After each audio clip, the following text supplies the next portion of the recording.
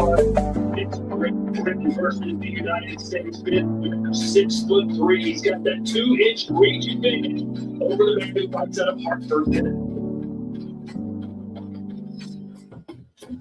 And when it comes to experience, what's good, fight fans? Your Majesty speaking. I'm back. It's been a minute. It's been a while. I had a few things that come up with moms, man. Needing surgery on her eyes and stuff, and you know, having to kind of step up and do some things for her. I haven't had the time that I wish I did to be able to do this, but I'm back. And just in time for Popeye versus Ben Whitaker. Ben Whitaker is one of those guys who I think is a good fighter. And I think he got the potential to kind of be special. And when I say special, I'm not just talking about from a boxing standpoint, but I'm also talking about from the standpoint of being a person who can be marketed. Somebody who people would love to watch because of his antics and his ability to be a showman while being a great boxer. So I did want to tap in for his fight. And I know Emilio Vargas, I know he's going to do his thing in the co-main event, but you know what we here for. We here for Boots versus Xander. Manny from Scarface, Xander Zayas. Yeah, man, this one of the ones that I don't think the world was clamoring for, but now that we have it, it's one of those ones that we looking forward to. Hold on, let me turn my TV so I can make sure I'm spot on.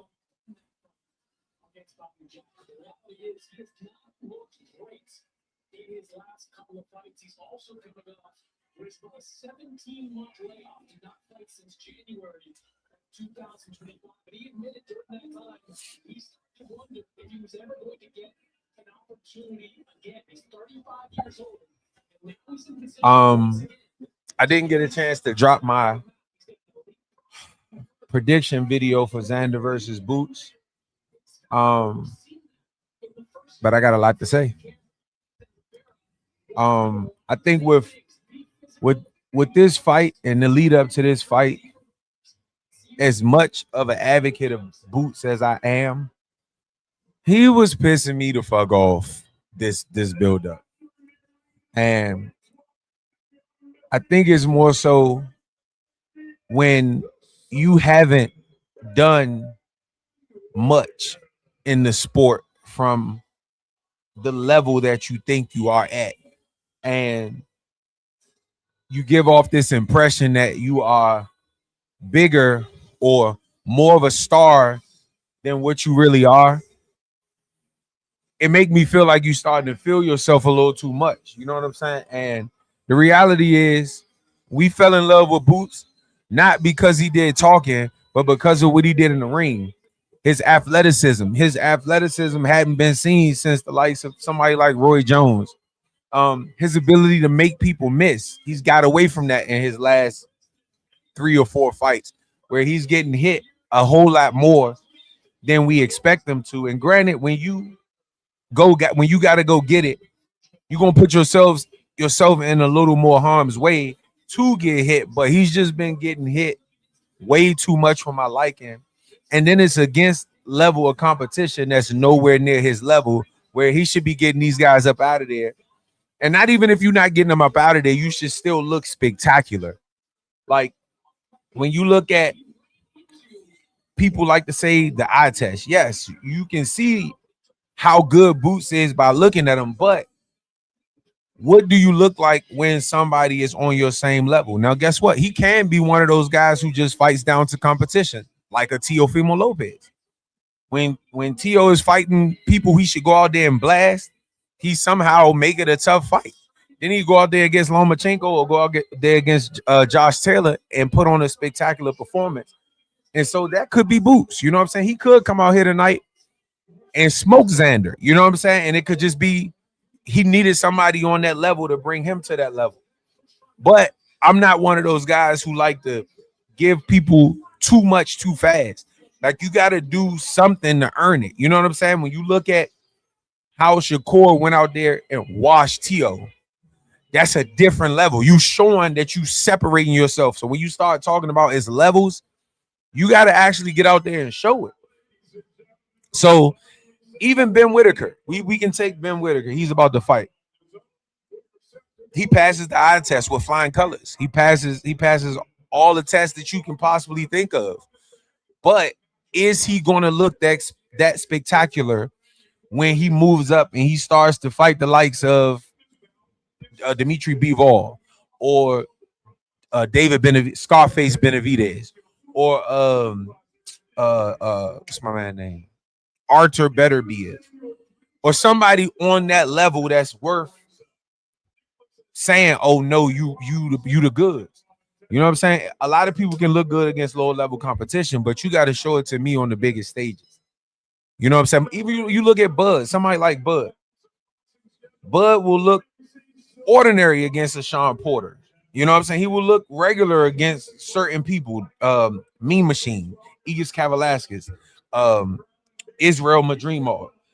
And then you get in there with Earl Spence and you look spectacular. And it could just, like I said, you get in there with Canelo and you look spectacular. He could just be one of those guys who rise to the occasion when the occasion is at its highest. And hopefully that's what Boots is. But I just don't like the getting too big for your britches too early. You know what I'm saying? Like, do something first. You know what I'm saying? Like, yeah, you're a unified champion at 147, but one of your belts was emailed and the other one you beat Stanionis. Now, granted, people act like Stanionis was great for whatever reason. I'm not sure why, but Stanionis didn't really beat anybody except Butiev, which had really done anything either at the time. So you moved to 54 and you had a fight against Lima, and you talking about you the biggest face, you the biggest name in the 50. Like what? Like Sebastian Fundora is fucking proven. You know what I'm saying? Like he beat Tim Tszyu, he beat Keith Thurman, you know what I'm saying? Like he beat Erickson Lubin before Erickson Lubin fell off a cliff. You know what I'm saying? So you jumping up there acting like you the greatest thing smoking. But and guess what? If you get out here and prove it, I'm going to say it. You know what I'm saying? But I want to see it first.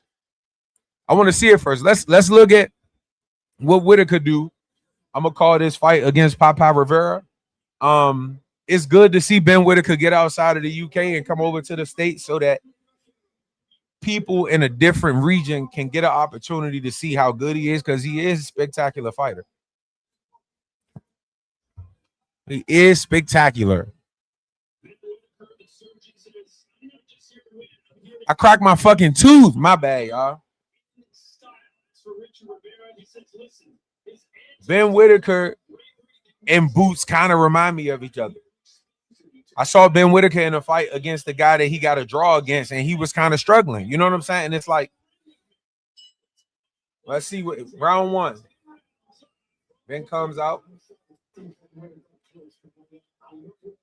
I love the feints from Ben Whitaker. A lot of herky jerky feints to kind of throw off the rhythm of Popeye. Good body shot from Ben Whitaker.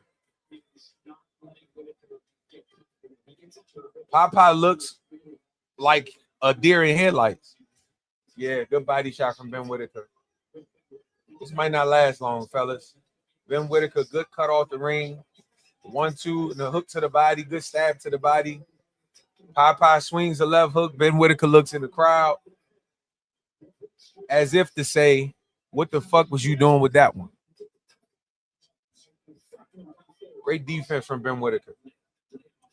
I love the foot phase. That's a lot of things. That's the one thing that a lot of these fighters don't do. They don't use their foot face. They'll feint with their head, but they don't use their foot. You know what I'm saying? Or they'll feint with their hand. They don't use their foot. All of those things are great things. I love that about Ben Whitaker. Have a step back from Ben Whitaker, pull counter right hand. Stab to the body from Ben Whitaker. This fight ain't going to last long. I can see it. It ain't going to last long. Papa Rivera looked like a deer caught in headlights. Yeah, good jab to the body from Ben Whitaker. Yeah. He has, bro. I can't stop talking enough about his feet. He got real good educated feet. You know what I'm saying? And a lot of his foot feints are used to either gradually get him in range to punch or gradually pull him away without his opponent knowing. Great shit. Love the way he cut the ring off. Good jab. Yeah, this shit ain't gonna last long. It won't last long. This won't last long, brother. I'm gonna give it about 4 rounds. This shit'll be over with. Also, Papa Rivera looked like he might not be in good shape, not from a aesthetic standpoint, but from the fact that he kind of breathing heavy, and it's only in the first round. 28 seconds left in the first round. Ben looked like he taking his time, and I like that. You know what I'm saying? Sometimes you got to give the fans. I told you, knockdown, stab to the body, pull counter right. He dropped him. Ben Whitaker in this moment, I'm not gonna say he need to drag this fight out, but because he's in America and the Americans haven't had an opportunity to see him yet, he need to make this fight. He dancing and shit. He need to make this fight go about 4 to 5 rounds just to get the American people who probably haven't seen him before an opportunity to see him in person. But as I said before, this shit won't last long. Was that behind the head? I think it was on the ear. I think it was on the side of the ear. I think it was on the ear. But if the ref don't call it, it's a valid punch. It's a valid punch. I like to hear what the corner saying, so I hate when they do these commercials in between. Yeah. Ooh, and the one thing I like about Ben Whitaker was when he stabbed to the body, he didn't pull his right hand back. He just shot it from where it was. It might have been behind the head. It might have been behind the head. I think Ben gonna start showboating a little bit, which he should. Like, I think he should. I think he should. He dropped him again. He dropped him. He hurt. I told you this shit won't last long. It won't last long. It will not last long. Popeye the Sailor Man. And look, he just stopped it. And see, I think that could be a detriment to Ben. And I say that because it don't look that packed in there. And so we don't know how many people got an opportunity to see it. You know what I'm saying? And granted, he not the co-main event. So actually, it is a little packed in there. I'm sorry. It's dark in the back, but it's a little packed in there. Popeye mad, man. He mad. He definitely mad. Y'all said, yeah, behind the head, but you right. If the ref don't call it, then it is what it is. Absolutely. I don't think he should have stopped it. Nah, I don't think he should have stopped it either. I definitely don't think the ref should have stopped it. I think Ben needed about 3 or 4 more rounds to kind of show how good he is to this new audience of people that's looking at him. But I guess it looks good for a second round knockout, you know. And guess what? That gets us a little bit closer to the main event. A teensy bit closer to the main event. I think this next fight ain't gonna last long either. I mean, it would have got bad, but I think he could have kept going. Oh, it was gonna get bad. It was gonna get bad. He was coming in like this, wide open. Got caught with a short hook. Woo!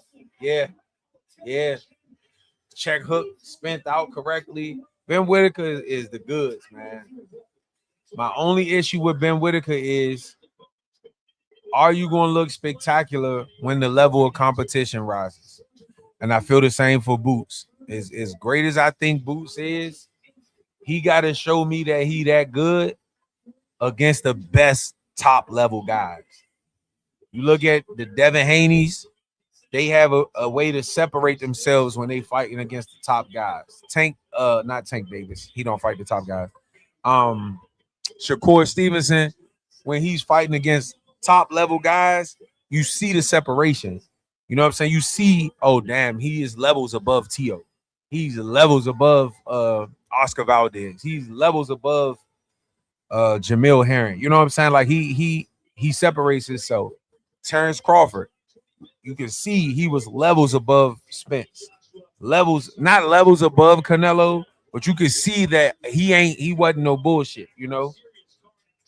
Anthony Joshua comes back on the 25th of July. I'm curious to see how, you know, he looks. Everybody know he went through that tragic accident where his friends died in the car accident. That's got to be crazy, man. Everybody in the car died except for you. And you in a car accident and everybody in the car dies except you. If that don't put you in a different mindset of like, man, I got a reason to be here. I don't know. Even Earl Spence, you in that type of accident, you get thrown out, ejected out of the car, and you not only live, but you able to get back in the ring again. Definitely. Ben Whitaker the goods, but I gotta see him. I gotta see him against some better comp.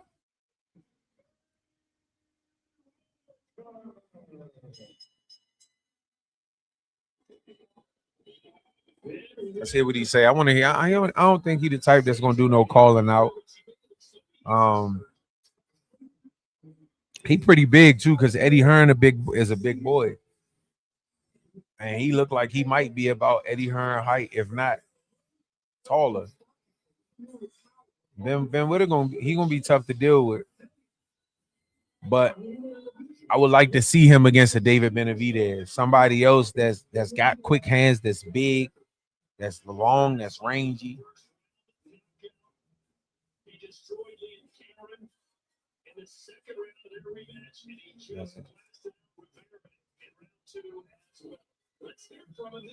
Let's see what he say.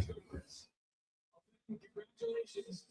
You got the first round for the first time in 3 fights, but not much longer than that. Was that the performance that you were hoping for? Brooklyn was popping, man. Brooklyn was popping, man. I'm sorry I couldn't give you one of dancing, man. I hit him and he went to sleep. I'll be back again. You know what we did. But like I said, at the end of the day, I did one round. It was a nice round. You probably wanted a couple more, but when you hit him like that, so she wrote. And see, he said exactly what I said. He wanted to go a couple rounds, but when he hit him, you know, there ain't nothing he can do once you hit that motherfucker and they go down. But I'm pretty sure he wanted to go a couple rounds. He wanted to give the new audience of people an opportunity to see his skills and, you know, see his showmanship and his charisma.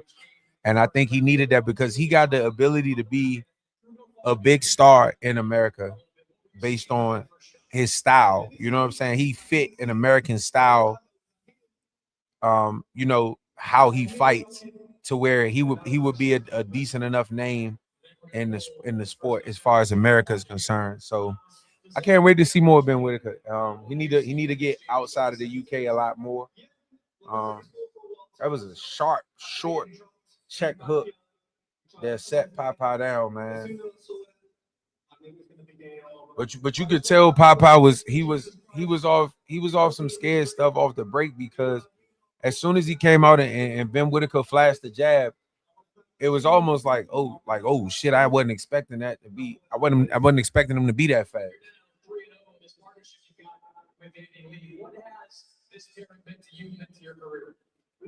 Call somebody out. I would like to see him versus, but then that'd be a UK fight. If he fought Joshua Buatsi, that would probably be a UK fight. There you go. What are you ready for? Yes, that's what we want to hear. Ready for Benavidez. Yes, I would love to see David Benavidez in Brooklyn or Vegas. He said, line them up, we'll knock them down.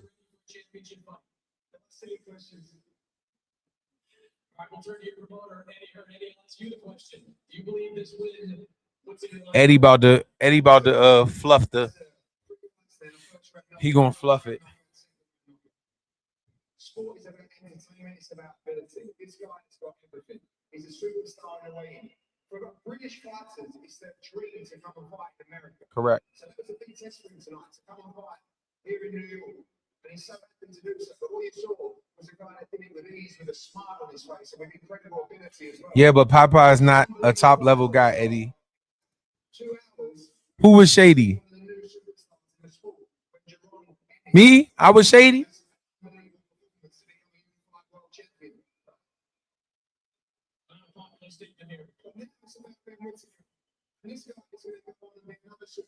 And see, Eddie fluffed the question as I knew. He didn't answer anything about who they want next. He changed it to everybody that is a fighter in the UK loves to come to America. It's a dream for them to come to America and fight. And Ben Whitaker came out and put on a great performance, you know, in New York. And he said nothing about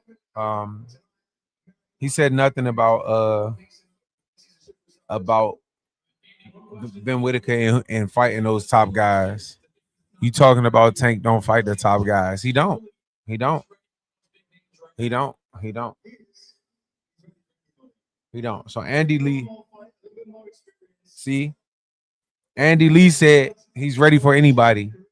And then said maybe one more fight, a little more experience, which I'm fine with. You know what I'm saying? Get him somebody else. Maybe on the undercard of one of these other big fights that's coming up. Make him the co-main event so that people can see him and give him an opportunity to show how good he is. Put him in there with somebody that maybe not as tough, maybe like a Caleb Plant or some shit. I don't know. A Jamal Charlo, maybe. I would like to see Ben Whitaker versus, but he's light heavyweight. I'm tripping. Those guys are 168. So I don't know, because it ain't really a lot of names at light heavyweight. Like I said, if he was to fight Joshua Buatsi, that's a UK fight. Nobody in America really care about that fight. I don't know. It's hard for him. It's gonna be tough for him. Because as good as he is, I feel like he almost in a kind of like the same position that David Benavidez is. If he don't fight B-Ball or better be, if it really ain't nobody for him to fight unless he keep moving up.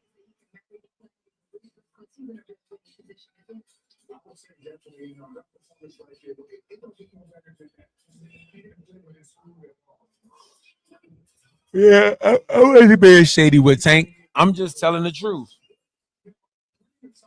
I'm just telling the truth.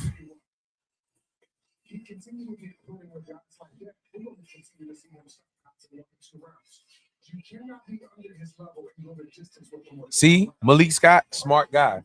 If you keep putting him in here with level of competition to guys like that, he's going to continue to look good. In order to build his skill set, you got to match him against a little higher level competition. But like I said, the sad part about it is it ain't really that many people at 175. It ain't that many guys at 175 that's worth, you know, that's on that level.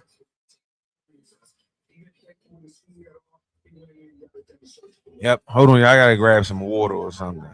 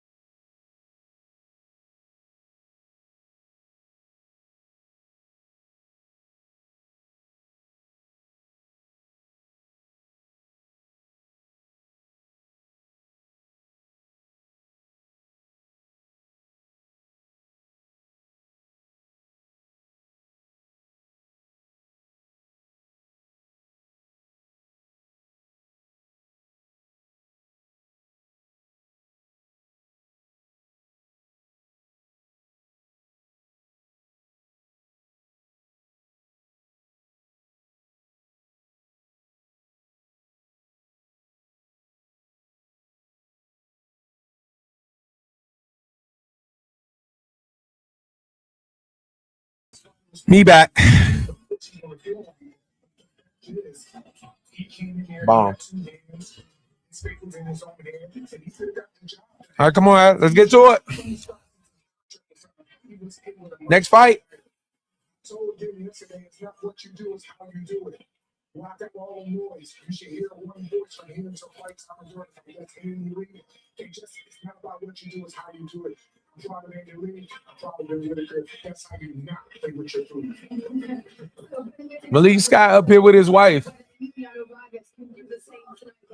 Why Malik Scott leave his other wife like that? You're creating your own name, carrying one of box's biggest family legacies. What does it mean to build your own name in the sport? Hey, speaking of Emilio Elvis Presley Vargas.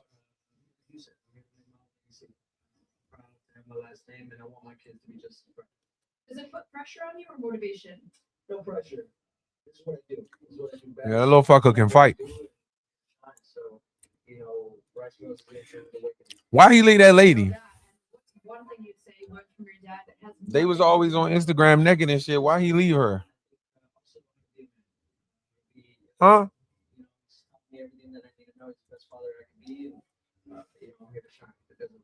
So sweet. Good luck tonight. So much. Appreciate it. Let's go, baby. Come on, Elvis. Yes. So good to hear from you. And why she always got on pajamas? She always got on some type of lingerie. I think it's in their plans to do that anyway. Like I told you earlier, King, everything concerning texting access, Yeah, Emiliano like that. That's why I said this shit shouldn't last long. We should have about 4 or 5 rounds, if that. Yeah. Yeah, the Canelo Jones. Canelo always got on PJs and shit. And Silky Jones, butt probably sweaty as shit. Butt probably sweaty the mother.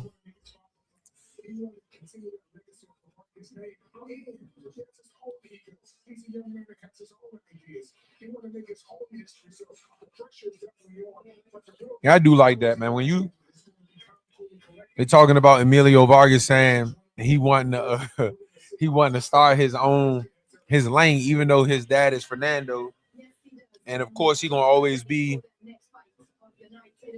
aligned with his dad, but he want to carve his own lane. You know what I'm saying? And I can respect that. But it's just hard when your dad was a great fighter. You're gonna always, especially if you any type of good, you're gonna always be compared to your pops. Yeah, in 90-degree weather, yeah, silky, sweaty butt ass lingerie jump. She always got some silky shit on.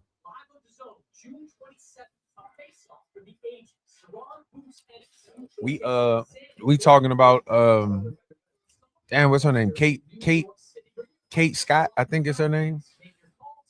How she always got some lingerie on, pajama pants or some shit.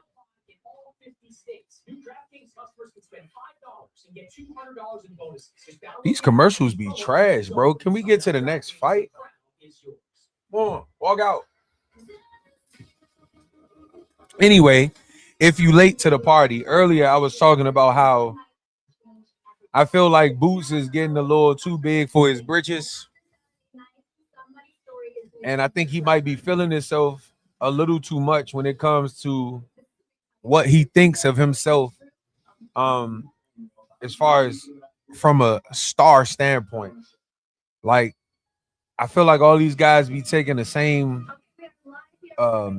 pathway that they see people before them take. When it comes to start talking about being the face of this or being a cash cow of this or whatever the case may be. And my thing is, it's all fine and dandy and it's cool, but let's be realistic. Like Boots ain't never headline no pay-per-view event. You know what I'm saying? Like, ain't cash cow or what? You know what I'm saying? Like, I ain't never seen Boots sell out as the A side of a pay-per-view event. Yeah, you might have been on a couple undercards, you might have been on a tank undercard or whatever the case may be, but the cash cow or what? You know what I'm saying? Like, I do it first. Whoop ass. Build the resume. Let us see you sell out these arenas first before you start saying you this or you that. You know what I'm saying? Like, I don't know. And I just hope he not coming in here underestimating Xander, because he really ain't got no crazy resume either. You know what I'm saying? After you take Stanionis off the list, it ain't no crazy resume for him to be acting like he got a resume like Devin Haney or something, or he got a resume like Usyk. Like, you ain't got no crazy resume like that to be. It's just me. I just don't like it, and I like Boots. I like Boots, but I just hope he not getting too big for his britches. I hope he not going in here underestimating Manny from Scarface, because from what I've been watching over the past 2 weeks, I've been watching Xander, and I was a big fan of Xander when he had the fade with the little ponytail on the top. Xander has the ability to get hit with simple shit. Where Xander makes you miss at is with the bigger shots. So with jabs and shit, you can get those off on Xander. I think Boots is going to have a lot of success if he uses jab, especially if he is simultaneously changing stances and confusing Xander on which angle the jab will be coming from. And so I think he can have a lot of success. But on the flip side, you don't really hit Boots with jabs. Boots normally gets hit with bigger shots and shit that he shouldn't get hit with. And I think that is something that Xander can take advantage of.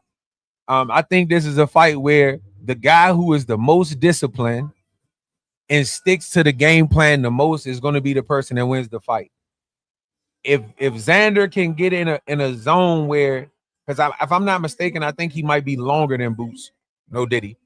But if he can get in a mode where he can fight in spots and box in spots, I think he can have a lot of success.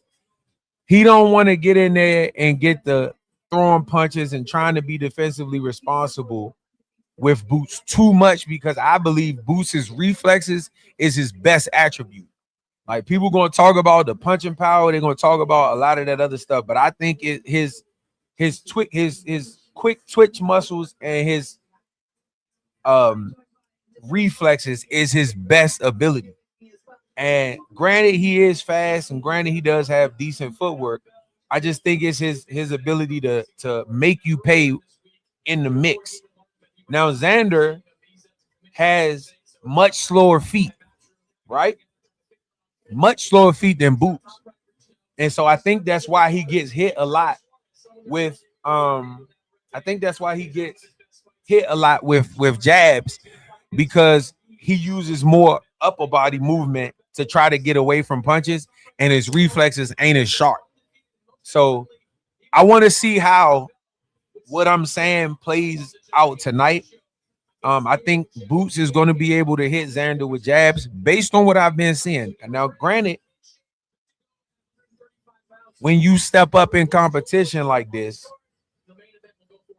a lot of times the flaws that you see fighters make in fights with people with lesser competition, a lot of times when they fight in better opposition, they prepare more to be a little more cautious, and so they look a lot better defensively. So you can take somebody like Terrence Crawford. You go look at Terrence Crawford versus Hank Lundy.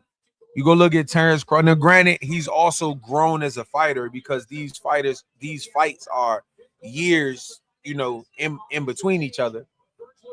But I'm just looking at the style and how he fights. So you could take somebody like Crawford, and you look at him against a Gamboa, he's getting hit a lot. You look at him against Hank Lundy, he's getting hit. You look at him against Mean Machine, he's getting hit. You look at him against Sean Porter, he's getting hit. The next fight after Sean Porter, he fights Errol Spence. He's 1,000 times more defensive responsible than he was in the Porter fight. And I think that's in preparation for Errol Spence and knowing what you up against. Sometimes you get up a little more for training camp. You work on stuff. You study certain things a little more. You work on things a little more based on the level of competition.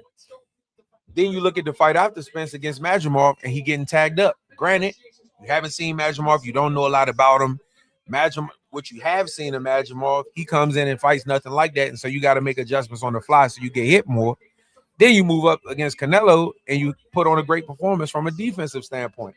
So Xander could come in here tonight and not get hit with no fucking jab because he prepared 6, 7, 8 weeks to not get hit by the jab.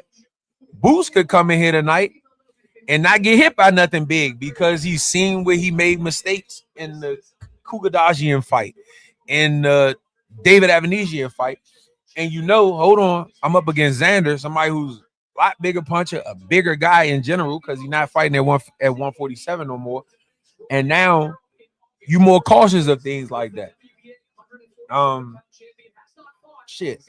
Teofimo Lopez, you know what I'm saying? Like, a lot of these guys fight differently when they fighting guys that are closer to their level, or if not at their level, above their level, whatever the case may be. But I want to see if I'm right or not. I want to see which version. Is Xander still making these same mistakes? Is Boots still making the same mistakes? Or have they both fixed these mistakes and now we don't know who's going to win the fight? Teofimo Lopez is, they talking to Tio. Can you tell me if I'm right about that? Man, I've been like living under a rock right now because I haven't heard anything like that. But apparently, I'm told that we verbally agreed on a fight, and now we're just getting the details between my legal team and obviously Rolly Romero. So they are pretty much confirming that Tio is in talks with Rolly Romero to fight at 147 for Rolly's 147-pound title. This is news that if you are in the world of boxing, you've heard the rumors of that fight happen. And of course, we also know we got Ryan Garcia getting ready for Conor Ben. And then we got the Devin Haney fiasco. We don't know if it's going to be Keyshawn Davis. We don't know if it's going to be Shakur. We don't know if it's going to. We know it ain't going to be Tank.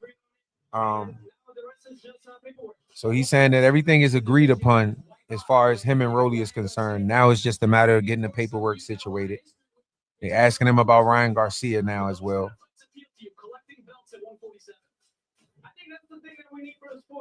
And so Tio is saying, if he can get past Rolly, he wants the winner of Ryan Garcia and Conor Ben, which you should. You know what I'm saying? And that's the one thing I like about when these guys take a loss. You get better fights eventually because now it's like, damn, I don't got all of this pressure of being undefeated no more. So now I can just go out here and fight.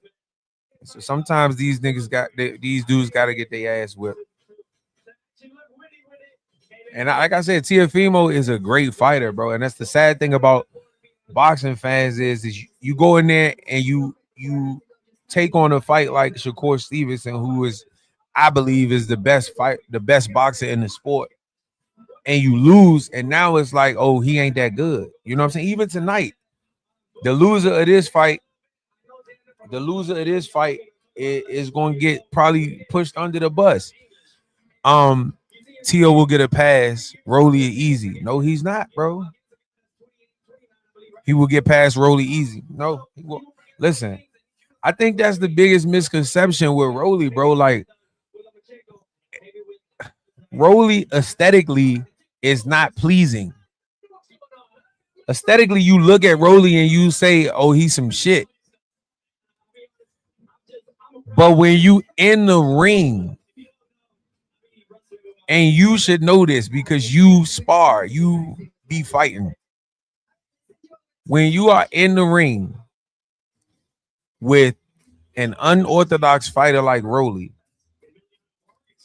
and as a fighter, you are taught that normally behind the 1 comes the 2, and normally behind the 2 comes the 3, and you defensively are ready for the move, the slip and the roll, and Rolly don't throw those punches in that order, you end up getting knocked on your ass like Ryan Garcia did.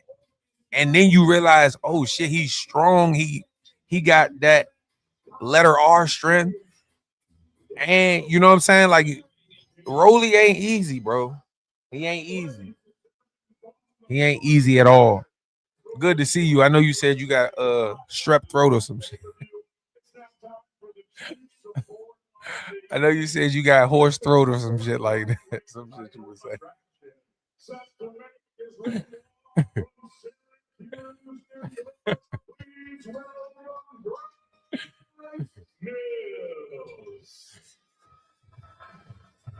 I'm just fucking with you, bro.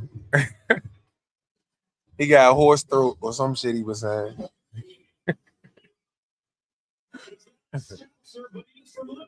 Hey, Elvis Presley about to get Slim up out of here. Are you watching the fight, Johnny? Nigga named Bryce Mills. Whole time he looked like Spike from Little Giants. Spike don't play with girls. Hey, the last fight they should have let him go a little longer. Yeah, we said the same thing. I think for two reasons. I don't think Slim was as hurt as the ref made it seem. And if you're trying to make Ben Whitaker a global sensation, with this being his first fight in America, he probably wanted to go 5-6 rounds and just show his abilities, because a lot of these people probably in here because they know Boots or they know Xander and they may not know Ben Whitaker. You know what I'm saying? Like, granted, hardcore fans, we know who Ben Whitaker is, but for the sake of Ben Whitaker, he probably needed about 2 or 3 more rounds just to show his flashiness, show that Roy Jones shit. You know what I'm saying?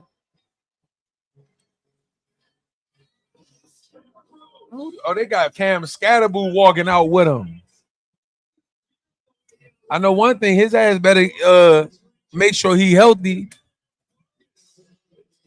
If the Giants want to get past my boys, Cam Scatterboo walking out Emilio Elvis Presley Vargas. Said you are watching good. Good. You said the way he was moving, I knew it was gonna be over quick. You talking about the Popeye dude? You talking about the Popeye the Sailor Man dude? I said it in the first round. I said, damn, he looked like a deer in headlights. You know what I'm saying? Looked like he don't want to be there. And then also he looked like he was kind of gassed out in the first round, like he wasn't in the best shape. I wonder how many weeks he had to prepare for the fight. Say, yeah. I'm about to call this Emilio Vargas. Slim nice though. He probably gonna get Slim the fuck up out of here in about 3-4 rounds. He gonna get Spike up out of here. Spike Lesnar, Brock Lesnar looking nigga.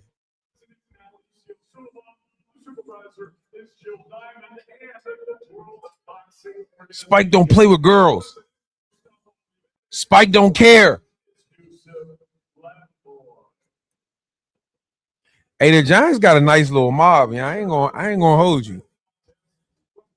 If the Giants can stay healthy, bro, actually our whole division gonna be nice. Cause I think the Cowboys gonna be pretty decent. The Commanders, if they can stay healthy, they gonna be pretty good.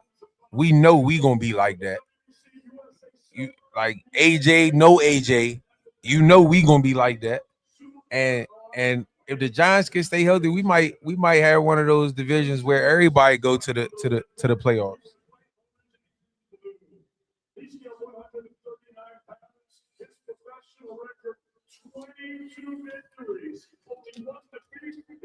Oh, Slim only got one loss. Spike only got one loss. I ain't never seen Slim before. Anybody seen Spike before? Bryce Mills?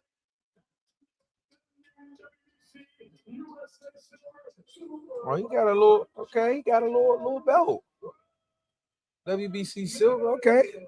Giants winning the bowl this year. I'm about to delete your damn comment. You hear it here first. I guess the Knicks won, huh? You got you got all the reason in the world to feel that way. I ain't mad. Jalen Brunson got one, huh?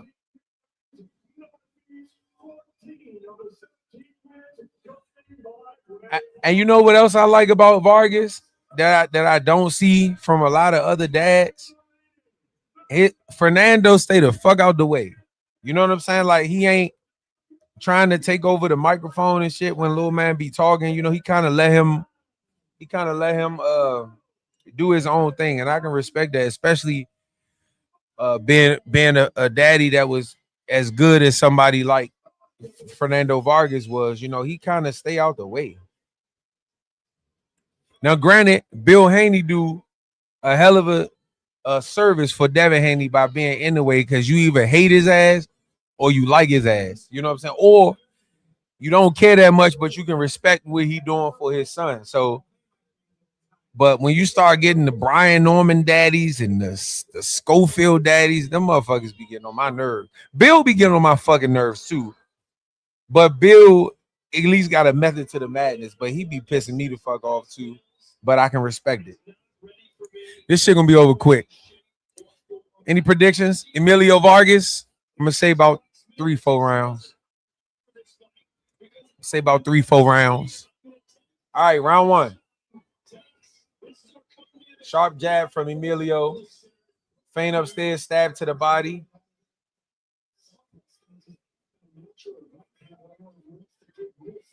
I love the calm demeanor from Vargas. I love the calm demeanor from Vargas. Great foot face. I was just talking about that with Ben Whitaker. A lot of times people don't use the foot feints. All of these feints do things. Head feints, hand feints, foot feints, you know what I'm saying? Shoulder feints, all of that shit do something. Use them all. Oh my God. Good stab to the body, and then the left hand up top. Then he finished with a 4-3 to the body. Oh, good jab from Spike. Spike said, fuck you talking about. Ooh, good feints from Spike. I like it. Spike said, you got me fucked up. Oh! Got stuck in the ropes. And whole time that was great sportsmanship by Spike, because you got to protect yourself at all times. Emilio Vargas's glove got stuck in the rope, and the ref didn't step in. Emilio just stopped, and Bryce stopped too. But the reality is he didn't have to. That was great sportsmanship, because somebody else probably wouldn't have. Great body shot from Emilio. Great 1-2. It looked like he was about to drop him with a body shot. Oh, good hook from Emilio. Good jabs from Bryce. He didn't land, but it was jabs that was able to get Emilio off him. Good straight left from Emilio. Yeah. Good throwaway jab from Vargas.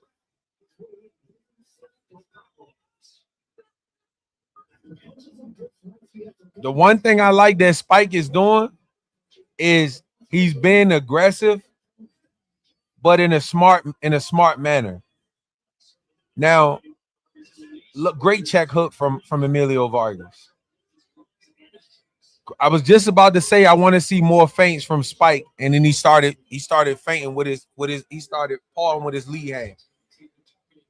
And a lot of times when you got an orthodox on southpaw matchup, one of the best things you can do is use your lead hand to control their lead hand, so that you know when their jab is coming.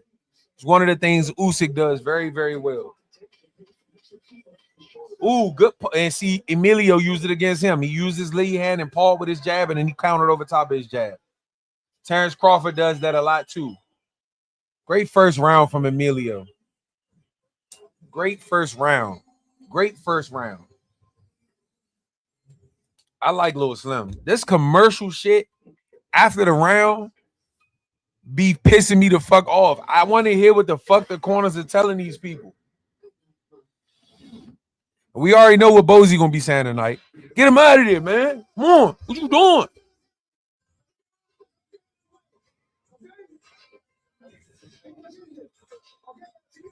Emilio getting cursed out because he was putting himself in harm's way a little too early. And you got to realize, man, everybody got power to knock you the fuck out in the first round. Vargas 1-0, agreed. Ooh, good straight left.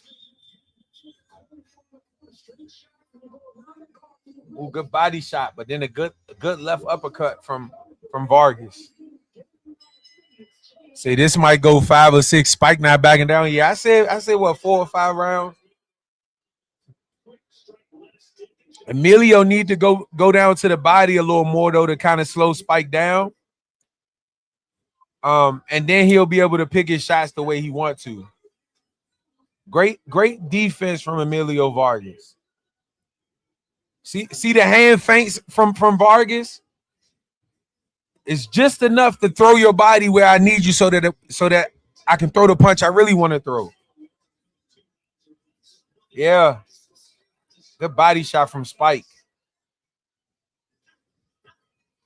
See, Vargas got to start investing to the body just to slow him down a little bit. I don't care if it's a stab to the body and then you walk off and clinch, or you know what I'm saying? He got to do something to kind of slow down this momentum. And then he'll be able to work out the way he wants to. Good 1-2 from Vargas. Great angle from Vargas. Yes. Spike doing the same thing over and over, though. He coming in with his head low, and eventually Vargas going to start to pick up on that and either start leading with uppercuts when he lead low, or hooks when he come in low like that.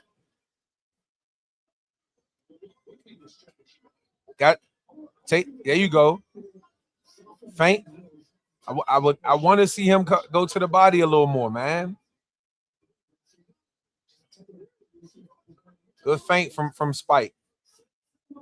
Good right hand to the chest from Spike.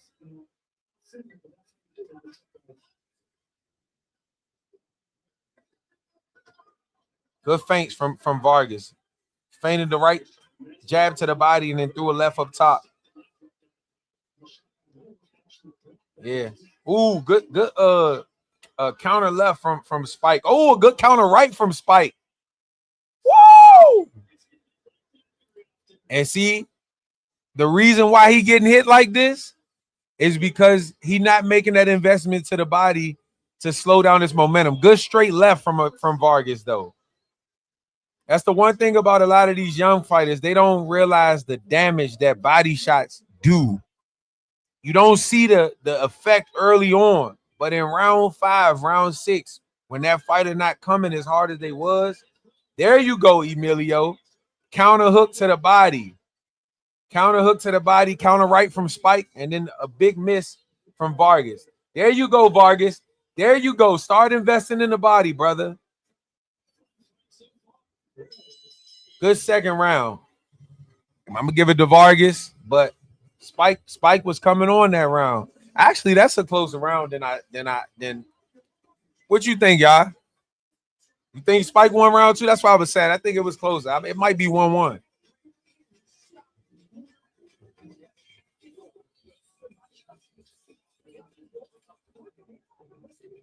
See, his corner understand. Spike corner just asked him, how was the body shot? He was like, not bad. But it's because Vargas ain't throwing him that much. Vargas need to invest in the body. Ooh, that was a good right hand. And he whipped that motherfucker. Hey, that was a good right hand.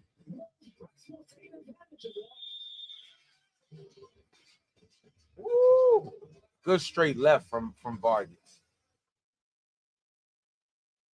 Round 3, fellas and ladies. Ooh, there you go.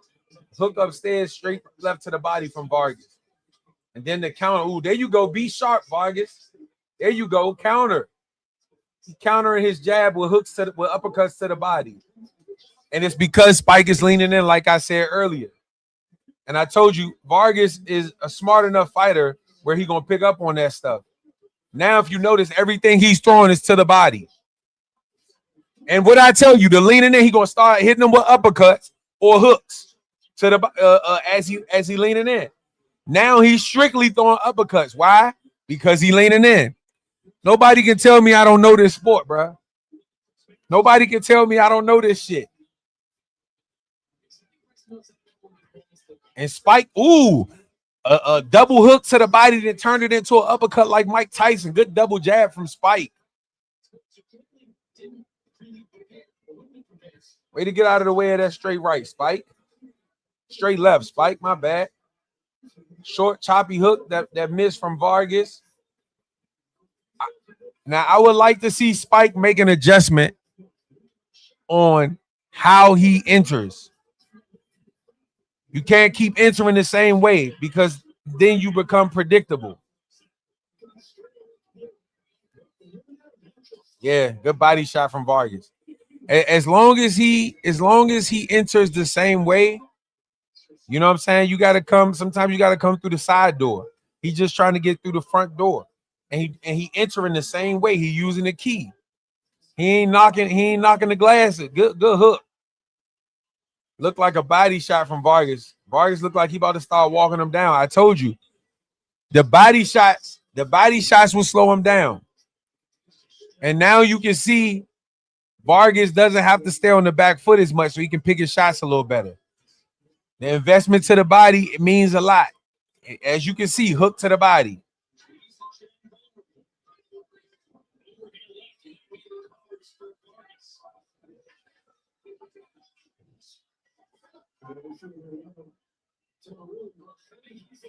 You see, Spike done slowed down a little bit. Good jab to the body from Vargas. Ooh, good pull uppercut from Vargas. Told you, check hook, set him down. You know why? Because he keeps entering the same way. He keep coming in the same way. Sometimes you go here, sometimes you go here, sometimes you jab in, sometimes you feint. You know what I'm saying? You got to do different stuff. Got to do different stuff. Good jab from Spike. And I don't think it was a shot that hurt him. I think it was just a shot that caught him off guard. And it's how he's entering. Good knockdown from Vargas. Way to pick up on how he's entering and taking advantage of it.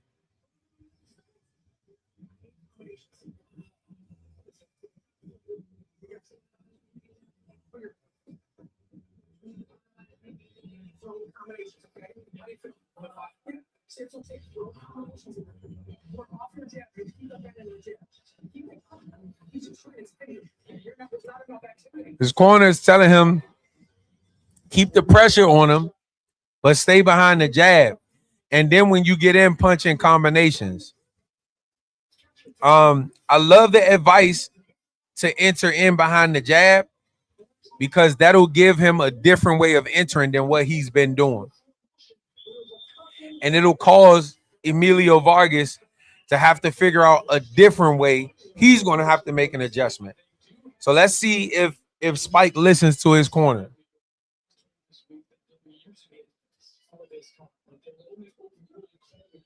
Round 2. I'm on round 4. If I said round 2, that's my bad. I'm on round 4. I like the 1-2 from Spike. And I like the fact that he entered with the 2 instead of just leaning in. Change it up. Good body shot from Emilio.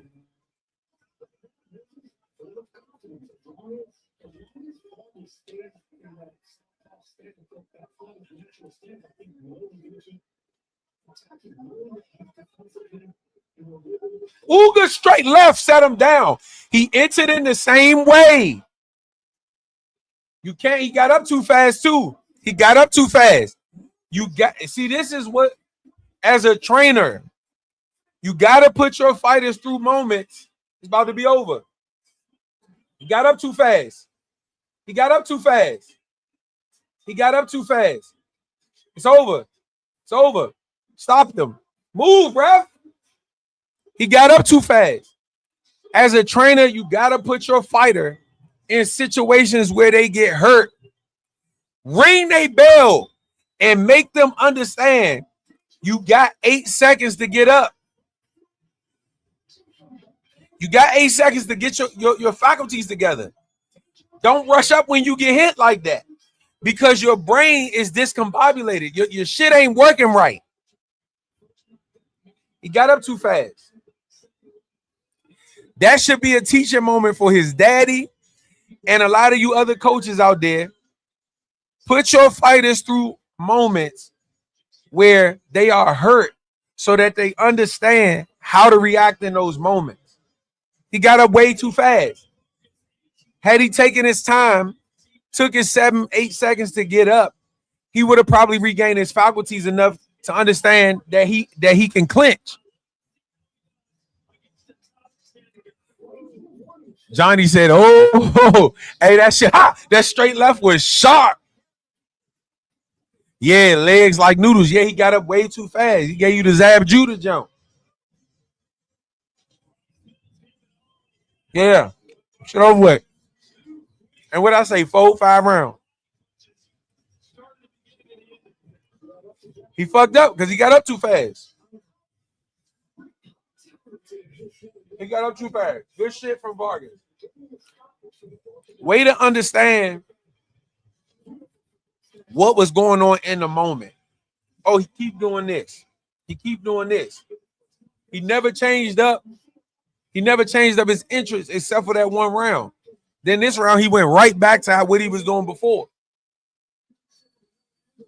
He took right advantage of it. His foot, he Earl Spenced him. His foot was off the ground. He was off balance. And then he got hit with something hard. And then he tried to jump up.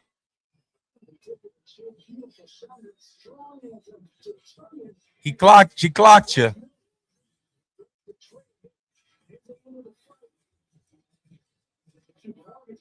Yeah. Now, whole time, the ref got to do a better job of stopping this action at the end if you gonna stop the fight.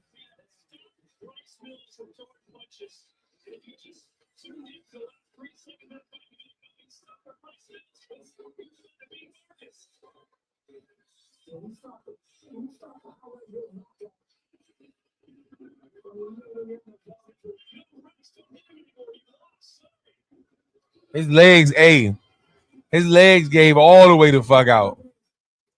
But you could tell he in shape because he hurt and didn't even go back down. He was still throwing motherfucking punches. Yeah, he was acting like he was scared to get in there and stop it. Yeah, look at his face. He like, don't hit me. Look, Pop's got his eyes closed and some more shit. Pop's like, shit.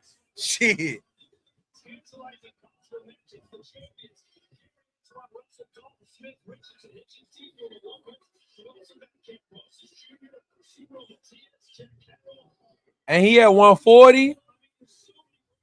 It's too early for Shakur. Shakur attacks that ass. And who would I like to see him against? Keyshawn attacks that ass too right now. Keyshawn at 47 though. Antoine Russell maybe. Sabril Matias maybe.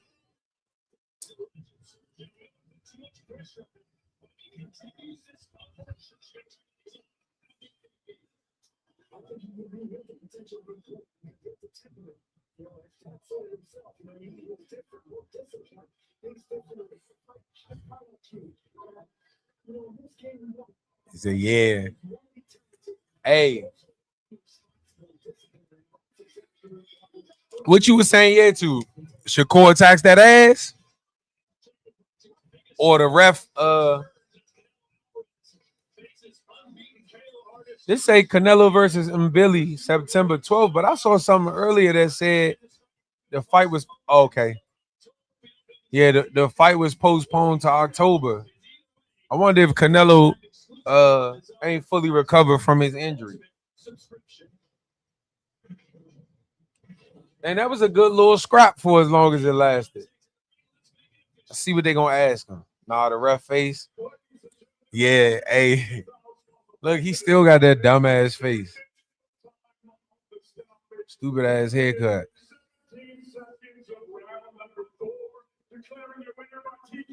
Hey, Spike don't play with girls. Like, I can't believe this shit, yo. He got the V shape. He like Spike, and he look like Spike from Little Giants and Brock Lesnar, like a mixed breed or some shit. He got the butter the bread head, Brock Lesnar shape of head, but he looked like Spike.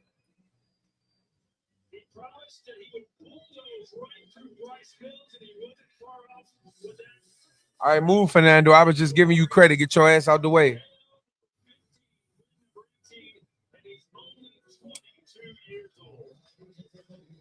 Johnny, predictions. Boots versus Xander. What are you thinking? Yeah, what are you thinking? Predictions. Definitely got the Brock butter the head bread, butter the bread head ass. Yeah.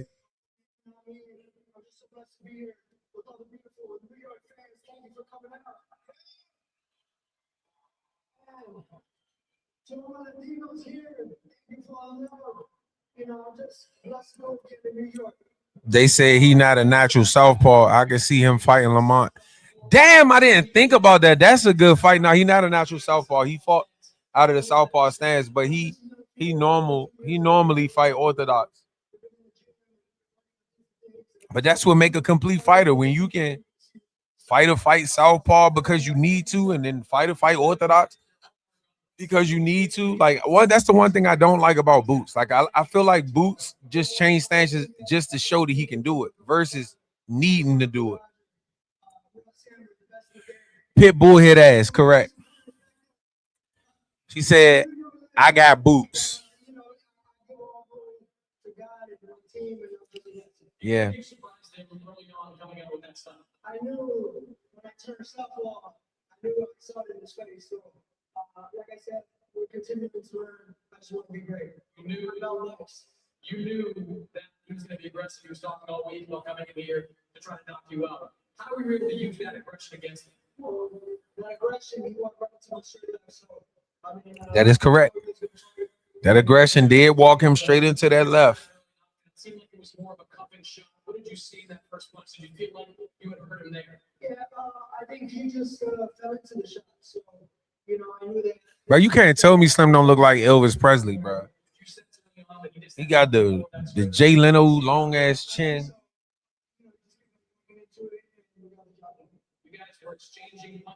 All right, come on. Let's move on. Move it on. I'm getting predictions from my friends. Let me see.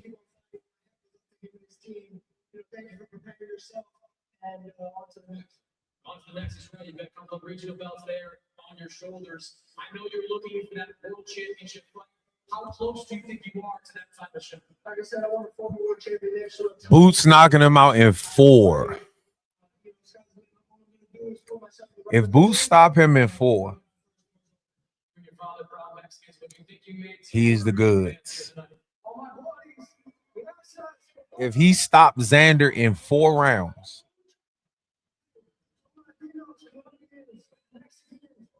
he the goods. If he stops Xander in 4 rounds, I'm gonna stop waiting for him to have to fight somebody. Unfortunately, I don't see that. Matter of fact, I'm about to go on a limb. I'm picking Xander. I don't know by what, but I'm picking Xander.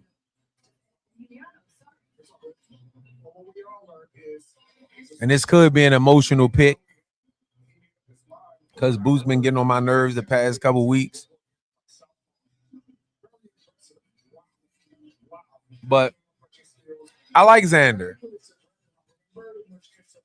But nah, Boo's gonna win. I'm just talking shit.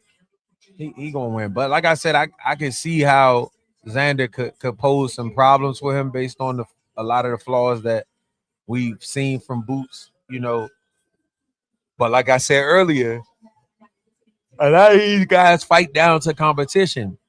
Boots been getting hit flush with a lot of shots. in the last 4 or 5 fights, and this could be that fight where he actually like shit. I ain't about to get hit by Slim, and he actually focus on his defense and don't get hit. Same thing with Xander. One of the things I saw from Xander when I was doing my film study was he get hit easy with a jab. You know what I'm saying? It's hard to hit him with a big shot, but he definitely get hit with jabs. And that could be a detriment with somebody like Boots, somebody that got the ability to flash his jab in a multitude of different ways, whether it's a flicking jab, whether it's a stiff, hard jab, whether it's a throwaway jab, whether it's a jab from the right side, whether it's a jab from the left side. If you get hit with jabs easy like that, especially against somebody like Boots, he got the ability to make you pay. You know what I'm saying? So, but like you said, this could be one of them shits where Xander went and said, you know what, I've been getting hit with jabs too clean, and maybe he focused on keeping his head off the line a little more. You know what I'm saying? Or catching the jab with his offhand or whatever the case may be. You know what I'm saying? So we just got to see what these guys have worked on. Because if you, like I said earlier, if you go look at Terrence Crawford versus Porter, you like shit, he just like get hit too much for Earl. You look at Terrence Crawford versus Mean Machine, you like shit, he just like get hit too much to get in there with a motherfucker like Earl. Look at him versus Majimov, you like shit, that nigga can't be no Canelo. He get hit too much. Then he get in there with Canelo and barely get touched. He get in there with Earl Spence and don't even get touched. What do you, Crocodile said, what do you think of that stoppage? Which one, this one or the Ben Whitaker? Because I thought the Ben Whitaker fight could have continued. Of course, Ben Whitaker would have got him out of there, but I think that was kind of an early stoppage. This one, I'm not mad at because Slim did look out on his feet, but then he was throwing punches. So based on the fact that he was still game, I can see why a lot of people would say that it was an early stoppage. But if you look at when he stopped it, I'm not mad at it. But you could just tell that Spike, I mean, damn, what's his name?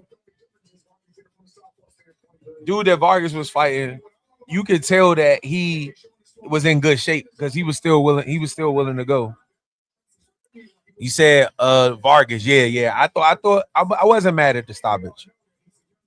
Said Ben Whitaker looked good. Yeah, he did. I just wish that he would have gave a little more of a show with this being, you know, his first time out of the UK. I think he should have kind of dragged the fight on maybe about 4 or 5 rounds, did his little showmanship stuff, and a lot of fans would have gravitated to him here in America. You know what I'm saying? Same thing if he was, I think you in Australia, right? Crocodile. If he was to come to Australia, you got to get them fans a show for them to be like, oh, this Ben Whitaker dude, I need to keep an eye out on him. You know what I'm saying? But he definitely looked good. And I expected him to look good. I think he should have carried him a little bit just so that he could kind of do what he do best, which is, you know, showboat a little bit. But I liked his performance. I liked Emilio's performance too. And now I'm ready for Xander. Crocodile, who you got in the main event, brother? Knowing that they did everything they could and they go home with the win, they get to go to sleep that night feeling wonderful. I hope they don't drag this fight out. What time? 11 o'clock. Let's get to it.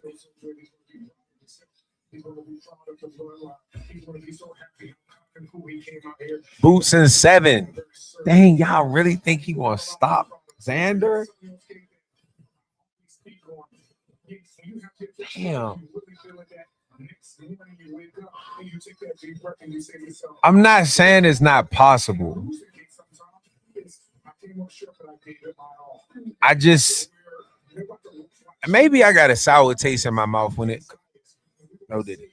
Maybe I got a sour taste in my mouth when it comes to Boots because every time I get high on Boots, then he has a performance like Karen Kugadajian where it's like, how does this dude make it 12 rounds? And then he have a spectacular performance against Stanionis, and then he come back against David Avanesian, and it's like, how you getting hit with these shots? You know what I'm saying? And then, like I said, when I look at Boots' resume, it ain't that great for the amount of credit we give him and the amount uh, of confidence he got in himself. Like, but I can see the knocker. I can see a stoppage. Xander, like I said earlier, Xander get hit with a lot of easy shots, like jabs and stuff like that. He kind of sit there and get hit. And somebody that's twitchy like Boots, I can see him capitalizing on that. But I think it's gonna be a tougher fight than people think, man. Being optimistic, but I like Boots to win. I'm not mad at that pick. I'm not mad at Boots winning. I can see multiple lanes for Boots to win. Just off of talent alone. But at 154 against a real 154 pounder, I'm excited to see how Boots' power carries to. Granted, he knocked out Lima, but no disrespect to Lima, you know what I'm saying? But I want to see if his power carries. I want to see if he can handle the power of somebody like a Xander, which I don't think Xander got crazy one punch power, but he is a bigger guy. I don't know. I'm just curious about a lot of stuff. I just don't. I'm tired of being in that stage where we just crown people for nothing. We crown these people and they really don't do nothing yet. So I don't know, man. I think Xander might surprise a lot of people tonight, man. I'm going Xander. Man. I'm going Xander. Now, the way that I think Xander can beat Boots is tricky because Boots is good coming forward and he's good going backwards, being a counter puncher. So it's going to take a mixture of boxing, smart pressure from Xander, and also fighting in certain spots, but not getting too comfortable fighting too long, because I think that's where Boots is at his best. Crocodile said Xander is going to make it interesting because he is athletic and he is going to be a bigger man. That's what I'm thinking, man. Like, and I'm just thinking about the fact that Xander probably going to come in tonight 175, 178, maybe even 180. And how does Boots' punches, how do they affect somebody that big? I don't know. I got a lot of questions, you know what I'm saying? But I had a lot of questions for Terrence Crawford and Canelo. And Terrence Crawford went in there and showed how great he was. So I'm excited to see. I'm glad that Xander,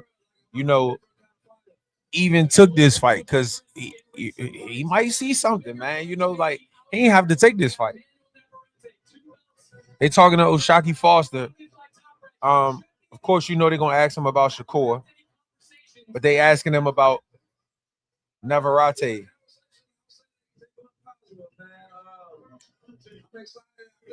You think Boots' speed and elusiveness will help him win? Excellent observation. Like I said, Boots is the thing is he as fast at this weight? So he said he wants Shakur Stevenson. I want Shakur Stevenson to fight. Oshaki Foster. I don't think people understand how good Shakur Stevenson is.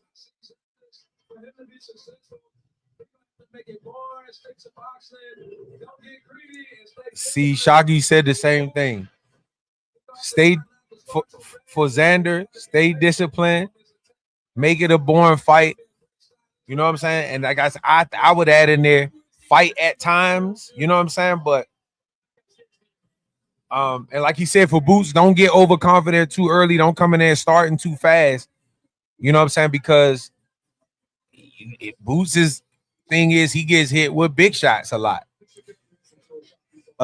Crocodile Dundee says Shock don't have anything for Shakur. Listen, I don't think these people understand how good that kid is, man. Shakur Stevenson, it's crazy how good the man is. And like I said, if you don't really care, I'm not gonna say understand, but if you don't really care for the intricacies and the sweet science of boxing, you're never gonna understand how good that man is. If you only looking for a firefight and you looking for somebody to get stopped, you never gonna understand how good Shakur is. They talking to Xander. The best fighting the best. Proving yourself every time. And that's what I try to do every time I step into the ring. So you think tonight's about proving yourself? Do you feel like Xander said he had to prove himself tonight. I feel like I'm the underdog, but he had to prove himself tonight. Every time I say I can accomplish something. Manny from Scarface said he had to prove himself tonight. I said I was going to be a unified world champion. I made it happen. Tonight, I will come out victorious. I will make it happen. It's amazing. And then Puerto Rico obviously is listen. Boxing greatness. If Xander Zayas win tonight, do you think if tonight goes well, you can solidify? They are going to try to fast track him as the face of the sport. I always leave that to the fans. I want to represent With the Puerto Rican background and following, they're gonna try to fast track him. Tonight, I'm gonna go out there, have fun, be myself. Barbecue chicken alert. All right. My apologies, that was obviously earlier All right. When you're listening to them, people believe that you just have to respect All right. him and talented because he brings 2 belts to the table tonight. as well. This one of them. Let's see what the odds is on Xander. In this division, Jaron Ennis. In a fight that, if you look at the odds of it, he's expected to lose.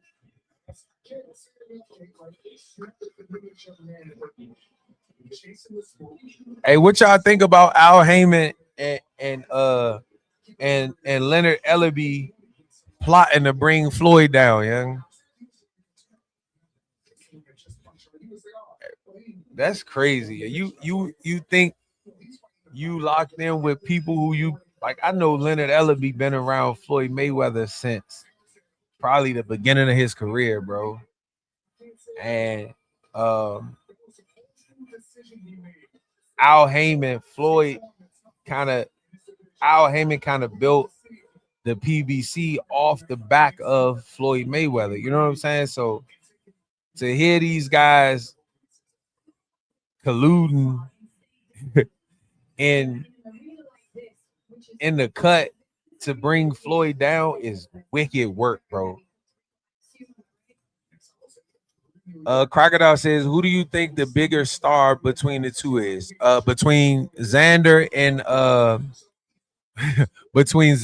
and Boots? See, I can only speak from the American side of things. I'm not really in Puerto Rico to know, but I think I would say that Xander is bigger in Puerto Rico than Boots is in America. Granted, America is bigger than the island of Puerto Rico, but I think Xander, I don't know.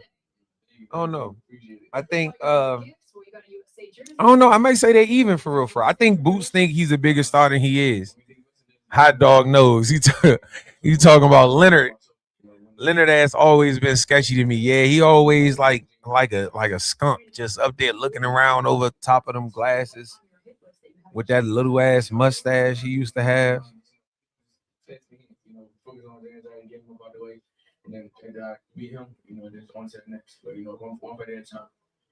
Talking about the next fans say that you're one of the most avoided fighters. Does it annoy you? So they say Boots is one of the most avoided fighters, but who's avoided him? Like you were never going to get Crawford or Spence at 147. That was just out the question.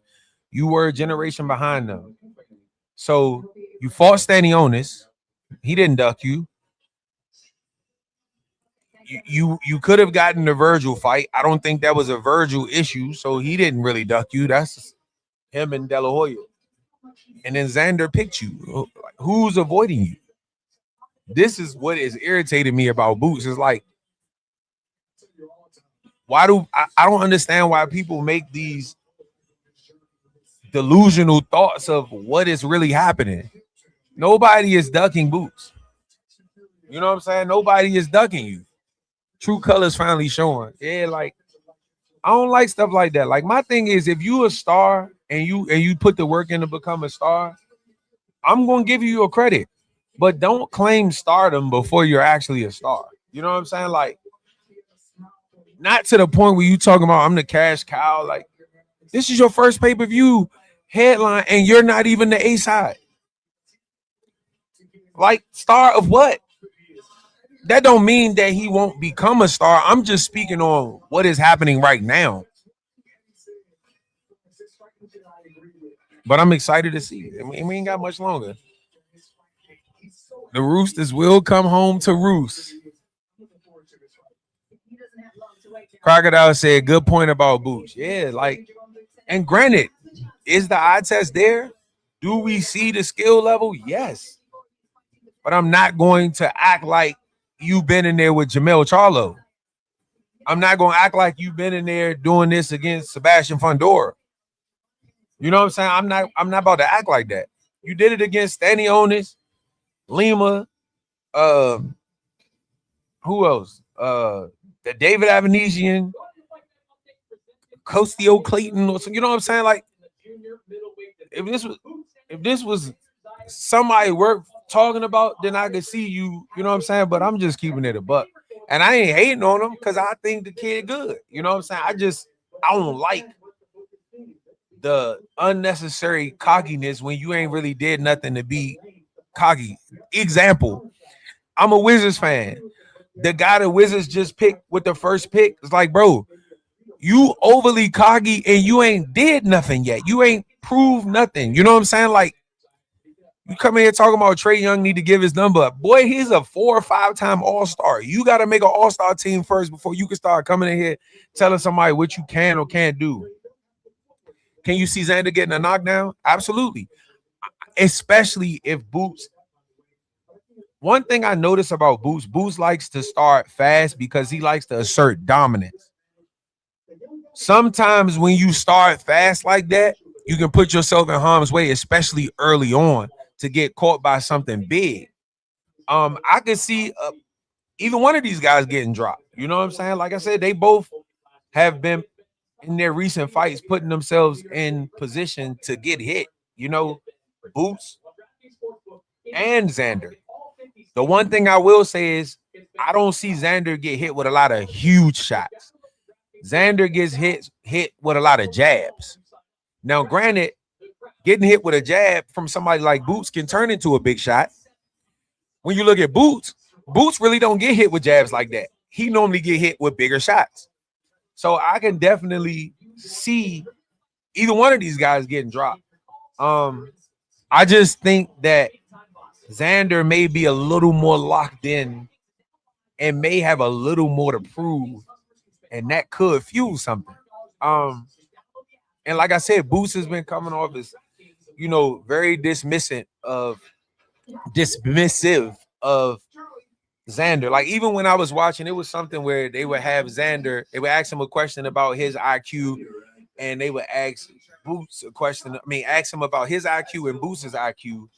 And Xander, you could tell that his answers were kind of like based on what he really thought. Like, IQ, I'm probably at about a 7. Boots, he might be at around a 7 or 8. You know what I'm saying?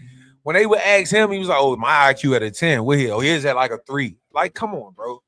Like, granted, say what you need to say, but I just don't like it. I don't like it. I don't like it, especially when you ain't really did that much to be acting like, you know. Yeah. So hopefully he come out here and shut me up. Hopefully he come out here and smash Xander, and then I can say, you know what? All credit is earned. Now I can start looking at you in that light. You know what I'm saying? But you look at somebody like Sebastian Fundora, Tim Tszyu twice. Erickson Lubin early on, Keith Thurman. You know what I'm saying? Like he is. Granted, he took a loss, which I think a lot of these guys should take a loss early on because then you'll have people more willing to make fights because they don't have the pressure of having a zero anymore. But even though Fundor lost, you could tell he learned from his loss. He don't really get caught up in the inside with his chin up anymore. You know what I'm saying? Sometimes you got to take an L. It don't make you a bad fighter if you take a loss. But I don't know, man. I think Boots probably just need to be humbled at this point. You know what I'm saying? But if he go in here and smash Xander, then I'll give him his credit. Do you think Virgil can beat Boots or Xander? I think Boots beats Virgil only because Virgil is one-dimensional. The reason why I have I feel like Xander got a better opportunity to beat him is because Xander can do more than one thing. Virgil is just going to come forward and throw punches. That is like Christmas for Boots. Boots will be able to pick Virgil off in between his shots and possibly more than likely stop Virgil. I think Virgil versus Xander is a good fight as well. I'm not sure who wins that fight. And a lot of people going to say, well, if you think Xander will have an opportunity to beat Boots, but you said Boots could be Virgil, but then you don't know.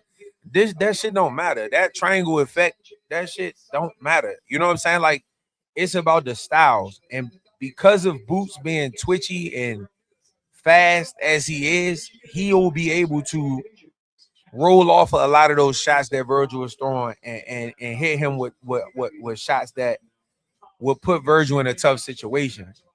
So Xander could go out here and beat Boots. Boots could go out here and beat Virgil, and then Virgil will go out here and beat Xander. Like, but I don't know. That's the best thing about boxing. I would lean towards Xander versus Virgil, but in a closer fight than Boots versus Virgil. But I think Xander versus Boots is a closer fight than I think Virgil versus Boots is. So I don't know what you think. You think Virgil can beat Boots or Xander? Johnny, you think Virgil could beat Boots or Xander? Y'all, you think Virgil can beat Boots and Xander?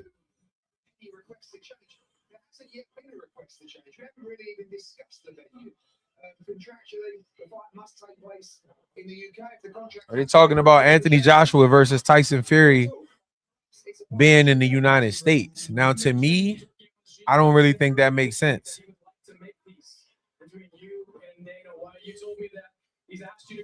So you said Floyd was just as or even more cocky. So I think you're missing what I'm saying. I don't have an issue with you being cocky when you put the work in. When you have done the shit to be cocky, when you are 30-something and 0, 40-something and 0, and you have the likes of Zab Judah, you have the likes of Chop Corley, you have the likes of Sharmba Mitchell, you have the likes of Angel Manfredi, you have the likes of Carlos Baldemir, you have the likes of Canelo Alvarez, you have the when you have that type of resume, by all means, be as cocky as you want to be. Where's the Zab Judah at for Boots? Where's the Miguel Cotto for Boots?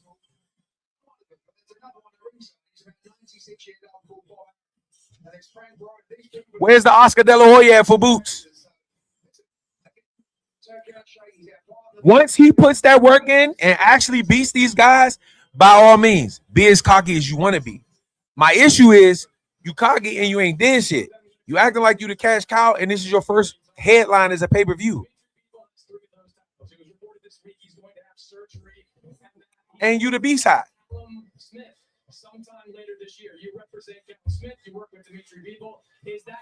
That's my point. You go out here and you whoop Xander, you whoop Virgil, you whoop Sebastian Fundora, you whoop Charlo, by all means, talk your shit. Talk your shit. David Benavidez can talk his shit. He got the names. Andre. David Morrell. The boy he just whooped. Zerto Ramirez. He got the names. If he want to be cocky, by all means, Canelo can be cocky. Terrence Crawford can be cocky. Boots got to do it first, though. Not many people we done seen that's supposed to be the next best thing, and then they get whooped. Not too long ago, we was just talking about Chris Lil B Hop Colbert. He was supposed to be the hottest thing smoking. He gets cooked by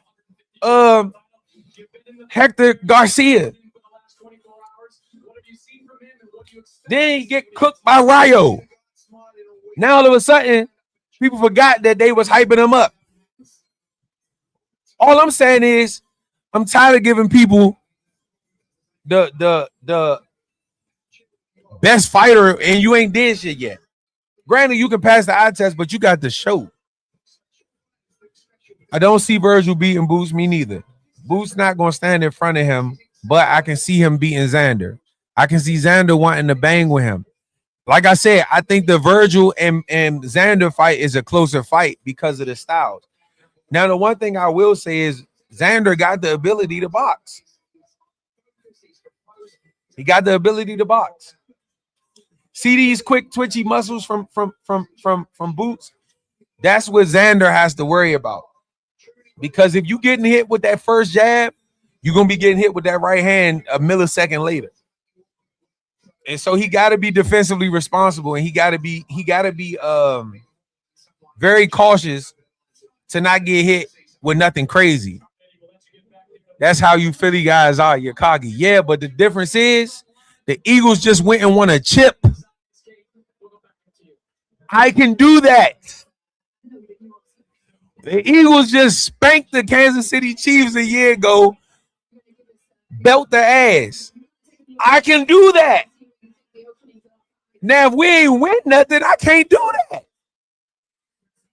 I can, but if somebody got issue with it, they right.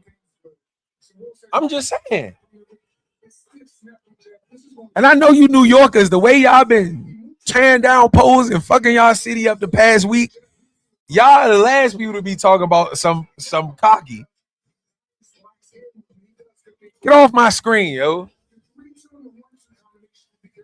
Crocodile, what you think, man? Boots? Can Virgil beat Boots or Xander?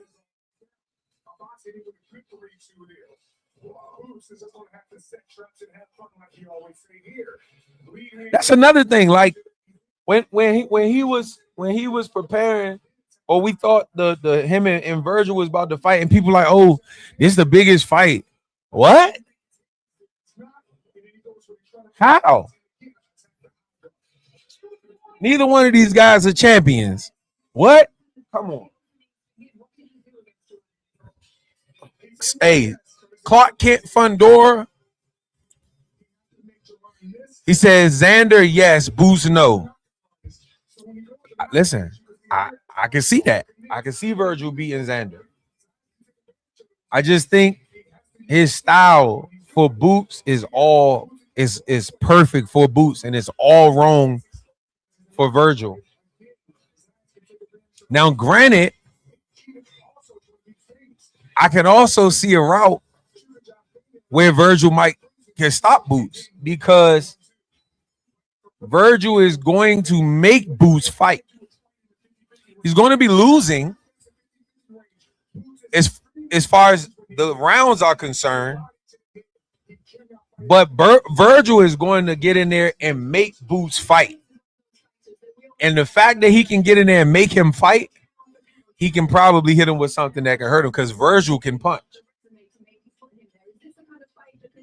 I wouldn't bet my money on it.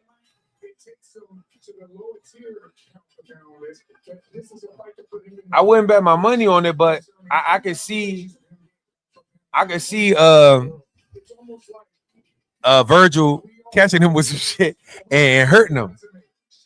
My brother Tony from Batman Boxing Talk says Xander looks huge. I ain't gonna say much, but Boots better come in here and show what the fuck everybody think he is. You from DC, shut up. Yeah, but I'm an Eagle.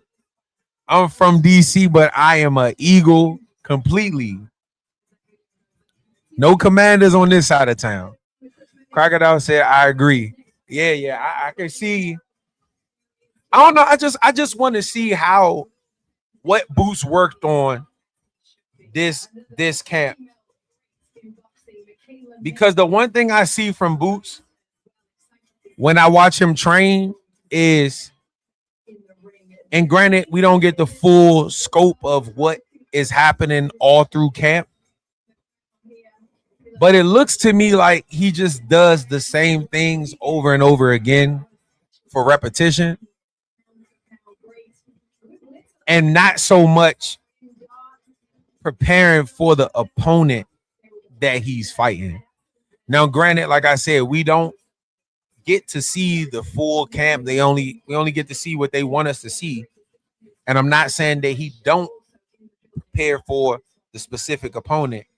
I'm just saying from what I do see, it just comes off as he is just working on whatever he can work on. When I look at somebody like Andre Ward, even in the way that he would shadow box, like if you look at how Ward shadow boxes, one of the things that I admired about him early on in his career was he don't just throw punches to throw them. When Tank fought Hector Garcia, they had his media day at the Rec that's up the street from my house. I went up there. I look at him shadow box there. I look at him shadow box when he getting ready for Lamont Roach. I look at him shadow box. He kind of do the same thing. You know what I'm saying? The feint in, the check hook, the slide out. It's kind of repetition. When you watch Andre Ward shadow box, Andre Ward, you can tell that he's visualizing the opponent that's in front of you. You can tell that he studied what that opponent likes to do, because even in his shadow, you go look at him shadow box for the Kovalev fight. You can see him keeping his hand high in the shadow boxing. Fuck sparring, in the shadow boxing. You can see him keeping his lead hand high because he know Kovalev got that crazy right hand. So for me, I like to see little things like that. I love to see little things like that. But I want to see if he made the adjustment to not get hit with big shots. Xander, I want to see if he made the adjustment to not get hit so easily with this jab. And the time has come. The time is now. As Tank said, the time is now, even though the time wasn't now.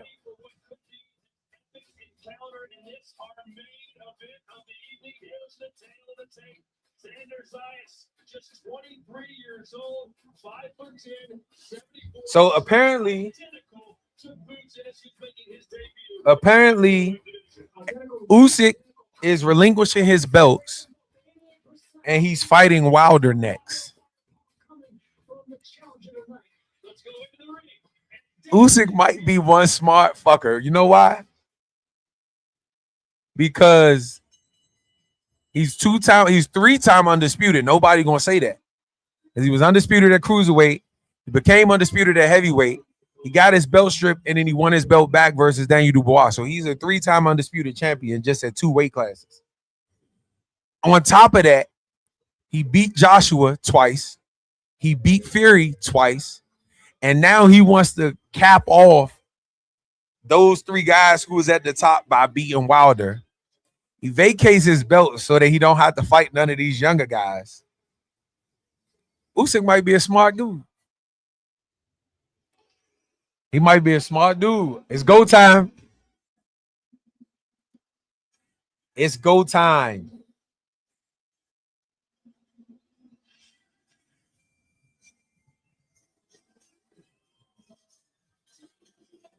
Boots walking out.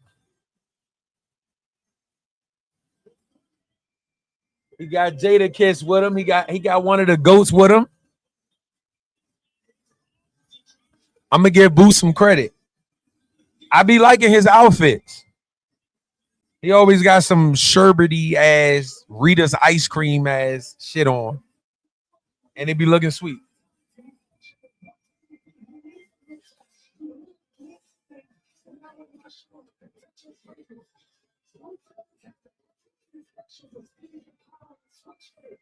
I'm excited. I'm excited. What about y'all, man? I'm excited. I heard that they were supposed to be making Boots cut his beard. Now I can't. I know his beard ain't off. It ain't off, but I can't tell if he had to cut it lower or not. It don't look like it.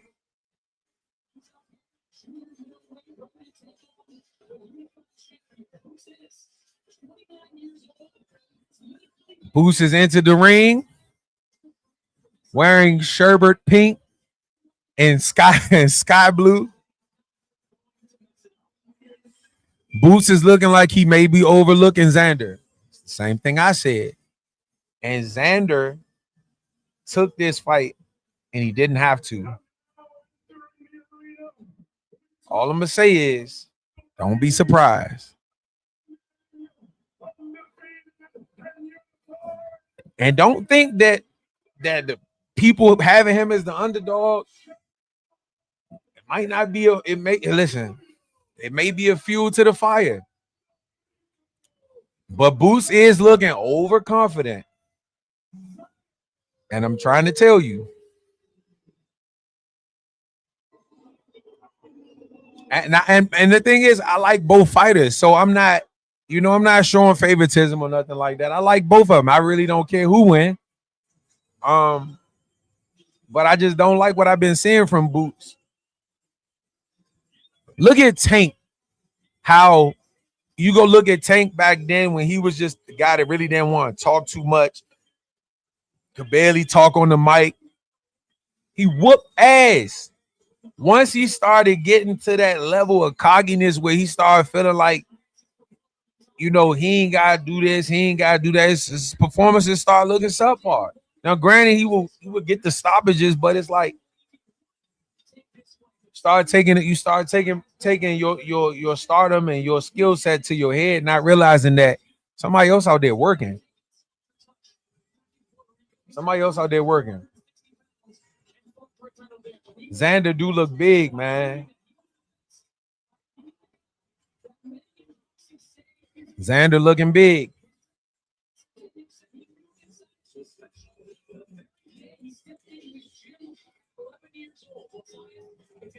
Big Joe say Xander definitely look 175, 180. Yeah, look at how he fill out. No homo. Like he done filled out. He ain't got no. It's almost like the Devin Haney effect. Devin Haney at the weigh-in be looking like a skeleton. Then he come in the fight and be like, "Oh, this ain't the same motherfucker that I just seen at the weigh-in."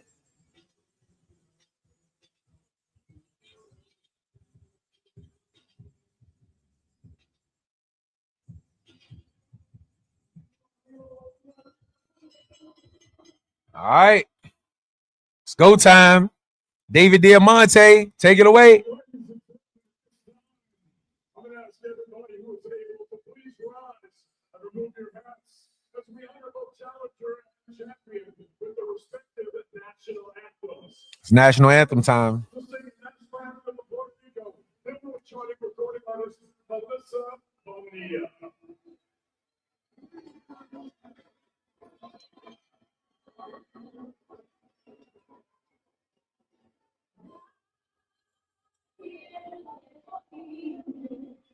Melissa Bonilla singing the Puerto Rican national anthem.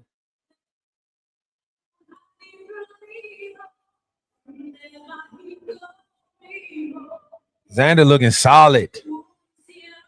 Manny from Scarface looking solid.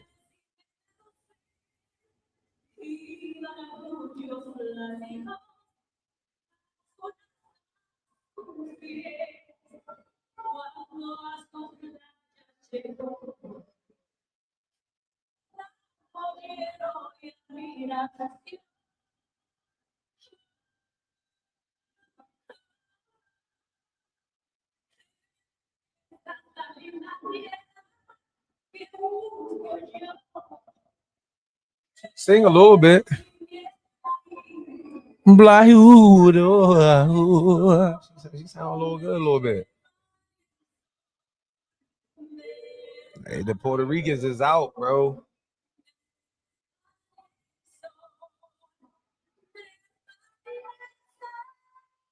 And that's another thing. Like, I remember when I first started watching Xander. Xander was almost kind of like a Boots type of fighter. Like his reflexes was sharp. I don't know what's happened over the last maybe 3 or 4 years, but when I first started watching Xander, he had that same eye test appeal. He had that same quick twitchy, and I'm like, damn, who the fuck is this? I started watching him when he had the fade with the little ponytail on the top.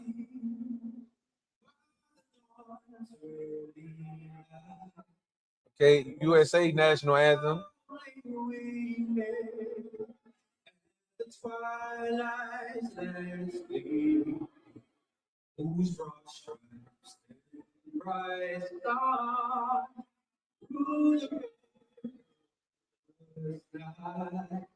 Xander already took his shit off. She said Selena was weak. Yeah, that's fucked up, yeah. Selena sound pretty good, man.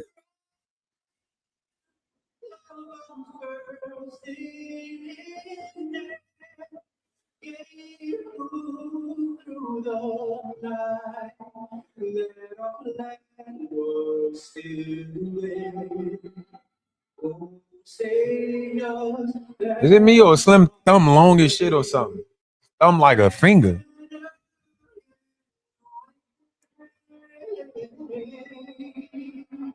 Work out.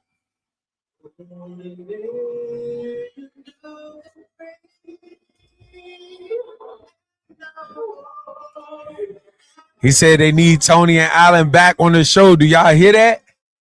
They be too busy, man. They be busy all the time. They schedules changed. Our schedules don't align. But I definitely, the invitation is always open. Those my guys from the beginning of time, always have been, always will be. And at any point in time, they ready to come back on. We gonna be back on.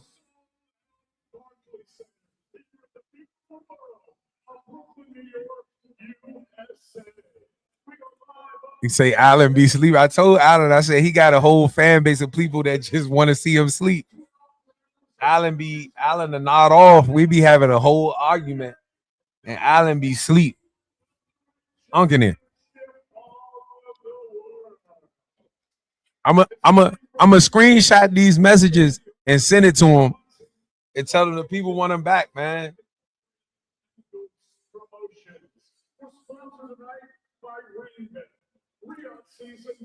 Yeah.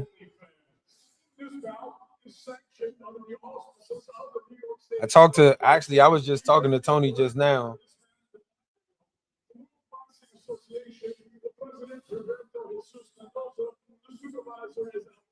It looked like Boost corner man, just like, man, he big as shit.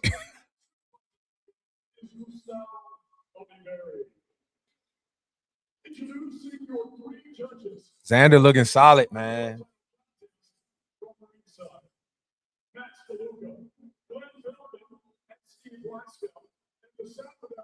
Oh, they got Harvey.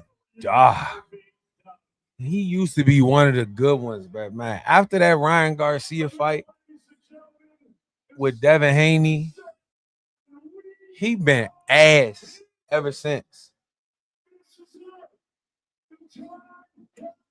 The time has come. Oh, he said, the time has come. From the four corners of the world to the four corners of this very.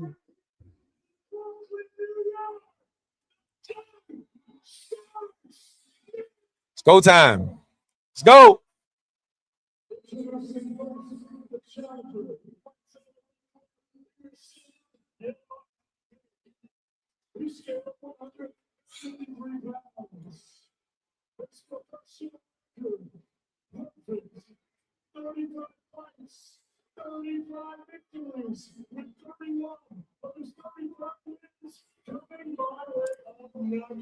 Listen, he better go out here and put on the performance of a lifetime.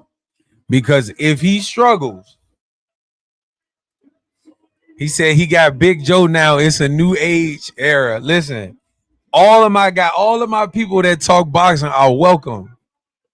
Every last one of y'all. If we want to do a panel with all 9 of us up here, I don't care.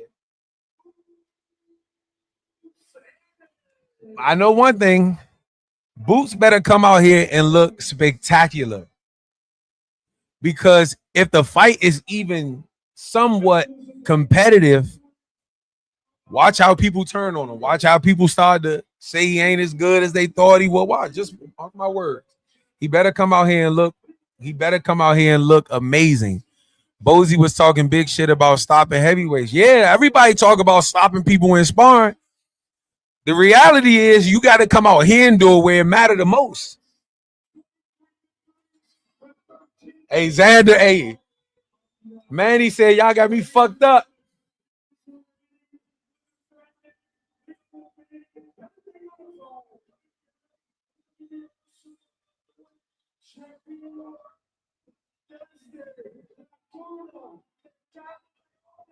Xander not playing. Boots better come out here and work the fuck out.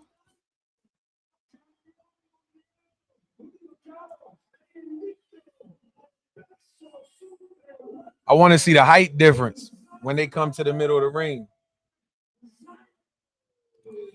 Xander said, I'm going to show you motherfuckers Saturday night. Saturday night, I'm going to show y'all motherfuckers.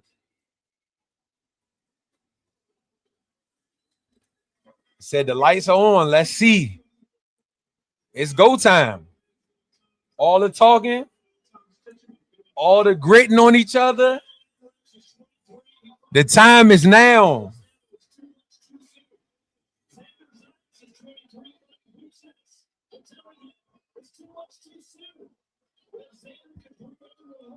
I want to see how fast Xander come out and start. I guarantee he probably going to come out and pop a jab to try to establish his dominance.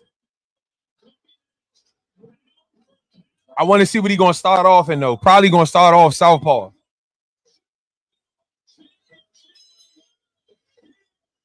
Starts off orthodox. Here come the jab. There go the jab I was talking about. Good stab to the body from Boots. Xander looks fucking huge. Yeah, Xander looks big. Those are the jabs that I was worried about from Xander. Getting hit with those easy jabs. Good right hand from Xander. Good body shot from Xander. See, another thing that I want to see from Boots is how he looks when he's not the bigger guy. Boots is normally always bigger than a lot of those 47-pounders. Good jab from Boots. Good jab to the body from Xander. Big right miss from Boots. I like the feints from Boots. Good jab from Boots. Good stab to the body. He people don't peek, but Boots has already switched to southpaw. Yep. I like what I see from Boots. Good jab. Good 2 body shots. A 2-3 from Xander. I mean from Boots to the body.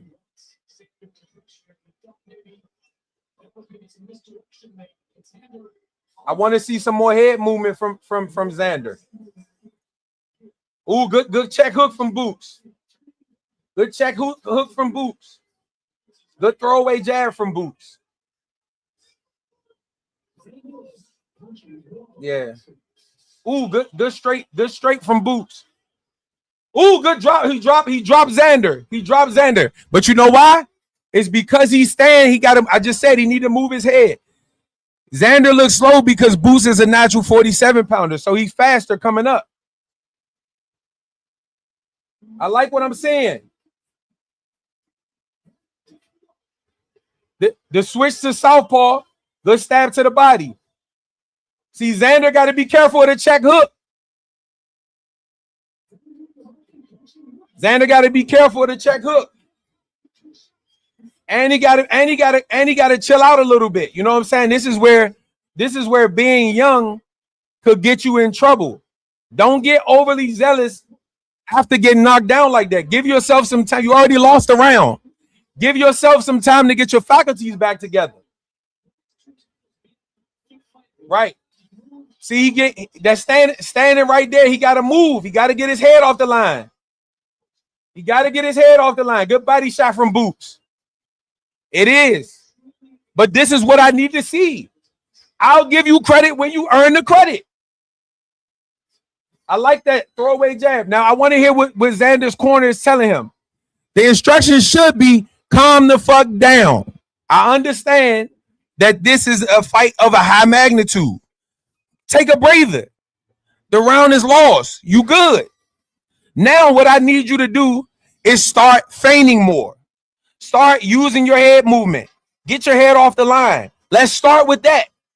If you're going to land something, try to land something to the body, but make sure you stay defensively responsible. These need to be the instructions.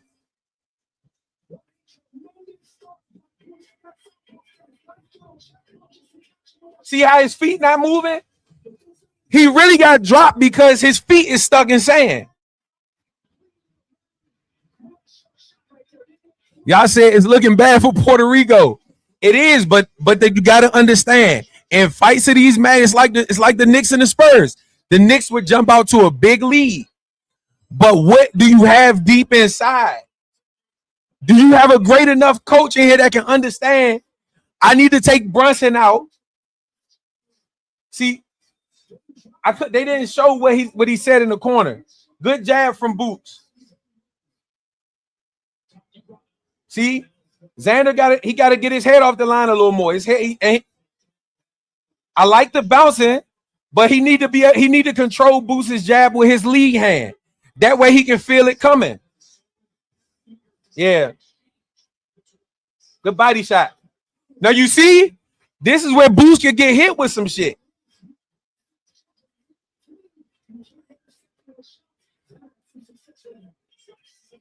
He does look comfortable.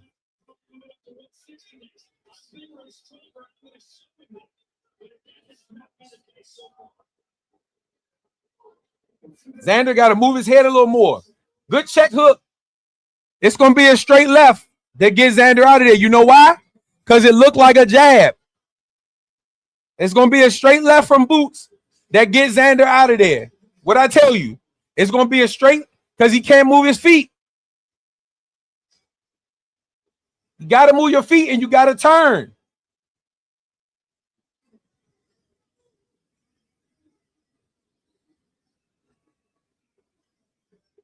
You just pausing in front of him. You got to do something. Feint. Do something, Xander. Boots switched back to orthodox, and I know why he did it. He switched back because he wanted to give Xander a different look, just to switch back to give him that look when he least expected. Yeah, Xander got to move his feet.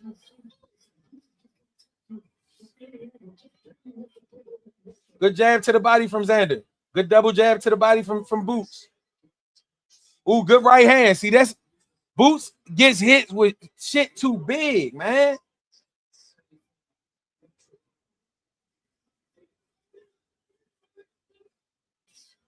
Good catch from Xander. Ooh, good defense from Boots. Good clubbing right hand from Boots. Good jab to the body from Boots. Yep.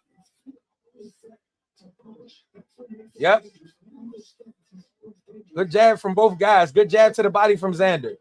Good jab and right hand from Boots.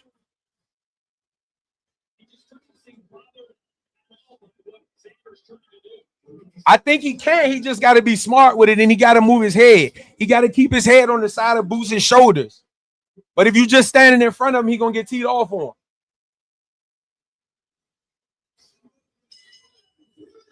Good round for Boots. Actually, it's a better round for Xander, but I still think Boots won the round.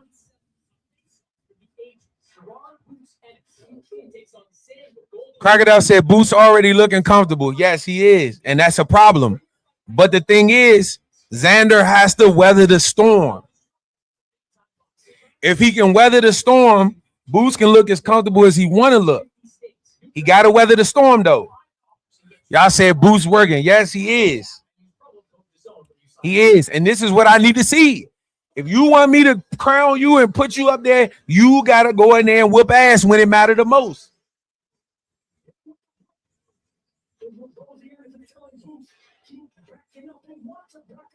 And see, I told you coming into this, Xander gets hit with jabs too easy. And with somebody like Boots, because you get hit with jabs that easy, you'll look up and you'll be getting hit with a right hand right behind it. Good hook. See, this is where Boots going to his Roy Jones hopping into hooks and stuff, but you know that it could be a detriment. But I want to see Xander get his head off the line a little more. The body shot from Xander. Yeah. Good jab from Boots. Way to change levels for Xander. Yeah. Got to change levels, Xander.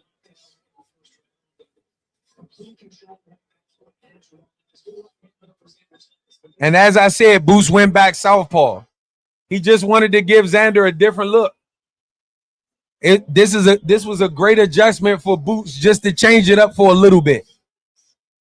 So now you see how he landed in the straight left? Because he knows Xander can get hit with a jab easy. So now what Boots look like he's going to try to do is land the straight left and come back with a right hook. Oh, yeah, I'm still watching. Come on. Play with me and shit. Yes, I'm still watching.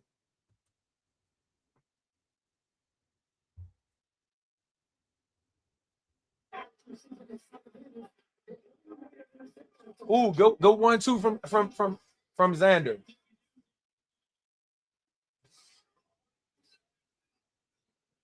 And see, Xander, like I said earlier, he needs to try to control. Good big right hand from Xander.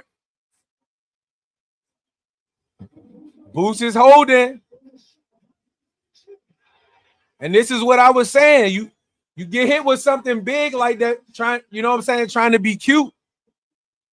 And that's why I said Xander just got to weather the storm.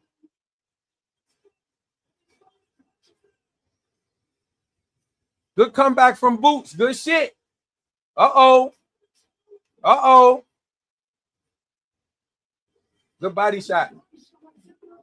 Good elbow good straight roll. Shit. See? This is what I said. Weather the storm.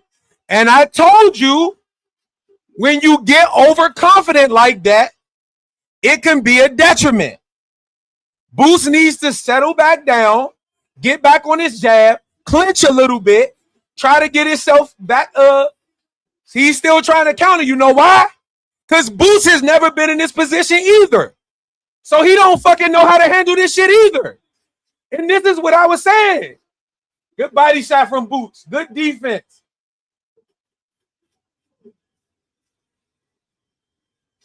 Way to weather the storm, Boots. Good left hook from Boots. Good shit. But see, sometimes this could be a detriment because you still hurt. So just take a step back, get on your jab, get your faculties back, and then go back to what you was doing. This is why you can't get overly excited from a knockdown in round one. Same thing with the Spurs. You go up 20. It's the first quarter. You still got to be able to keep that same stuff all the way through the fourth quarter. Now what has happened is Xander has seen, I got knocked down, I took his punch well, and I can hurt him. You see what I'm saying? Boots has to go back to his game plan. That's just the reality of it. Don't get overconfident trying to get him up out of there.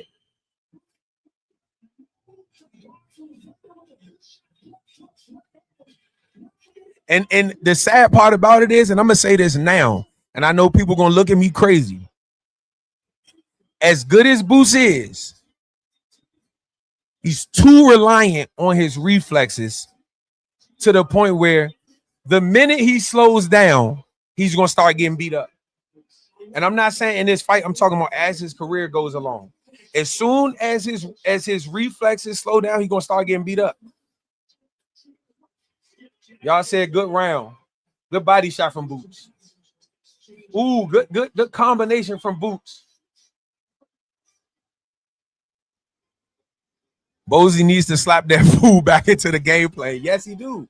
You see what I'm saying? You getting hit with uppercuts because you're trying to land big shots. Oh, they both thumping. Yep. Good stuff from Boots. Hooks to the body, 1-2 down the pipe. Good stuff from Boots.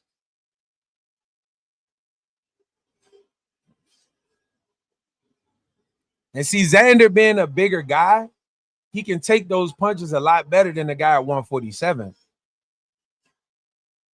Good defense from Boots. Good body shot from Boots. But see, this another thing, right? Boots ain't never really been in no scuffle like this.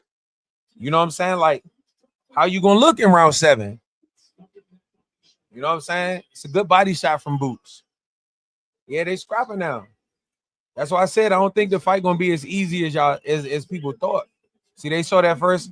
Ooh, good straight right from Xander. He hurt a boot. He might have hurt Boots again. Good uppercut. Good ooh, good. Look at how Xander taking these punches. If that's a 47-pounder, he going down. If that's a 47-pounder, they are going down. Now Boots looking with the big eyes like, how the fuck this nigga not go? He not folding. He come right back with a 1-2.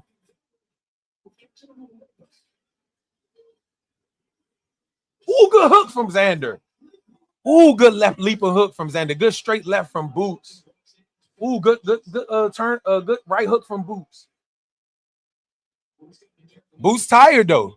You see what I'm saying? He tired. Got to get his second win. Good 1-1-2 from Boots. Ooh, good 2 from Xander.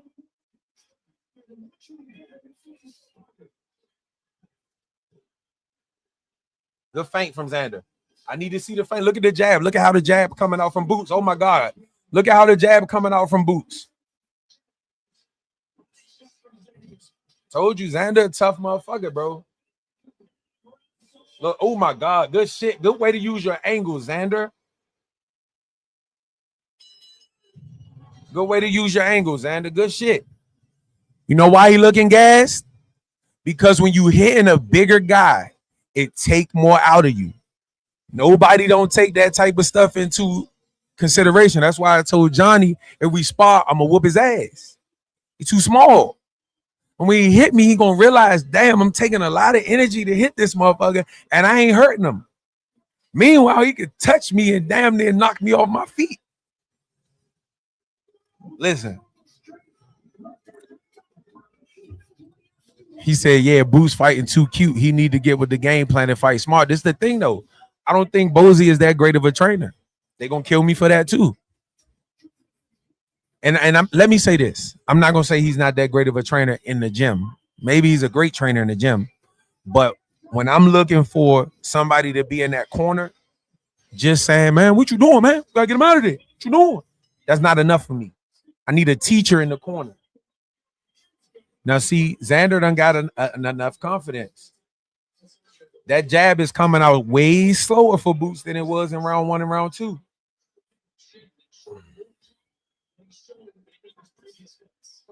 Good jab to the body from Boots. I see what Boots doing. He's trying to land a jab to the body and then bait Xander in and come over the top with a right. Good double jab from Boots. Yeah, good double jab from Boots. Good double jab from Xander. Good triple jab from Xander. Ooh, good uppercut and pull back counter right from Boots. Ooh, good check hook from Boots. You got to keep that hand up, Xander. Hey, great fight. Good check hook from Boots. The thing about Boots at this weight class, he's going to have a significant speed advantage against a lot of these guys. But the advantage that they gonna have against him is they so used to taking big punches. And so the ability to take those punches and still come is going to be a hard thing for somebody like Boots to overcome. Now, granted, he gonna win a lot of fights off of his skill, but once you start getting in there with somebody like Charlo, who's just as athletic, I want all the smoke. Ooh, the uppercut from Boots. And see, I told you, Xander, he dropped his hands. This is very smart on him. Yeah, good shit from Xander to take the whole 8 seconds. You got to finish him, Boots. And see, Xander don't know how to. He don't know how to. Xander don't know how to clinch. You got to clinch, Xander. Yeah, you got to clinch, Xander. There you go. You got to clinch. You got to clinch, Xander. Got to clinch. Got to clinch, Xander. Got to clinch, Xander.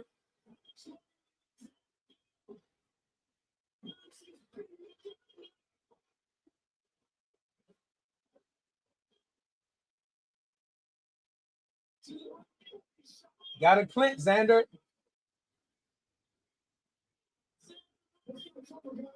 Yeah, you about to stop it because Xander don't know how to clinch.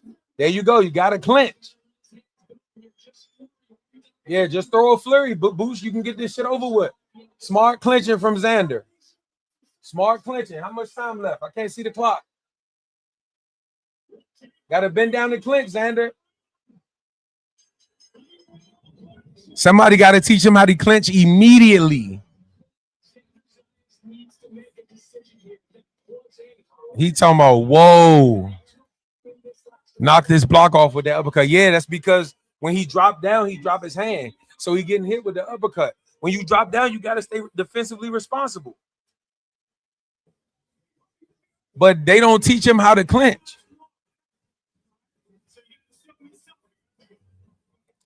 You got to clinch.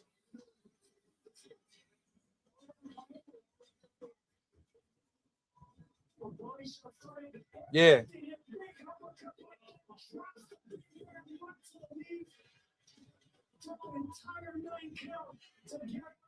Yeah, that uppercut from down below. I can't believe he survived that round. Your TV slowed me. Yeah, because they cut me off and I don't know what they did. Now let me see if I can speed it back up some more. The doctor looking at him right now, right? Okay.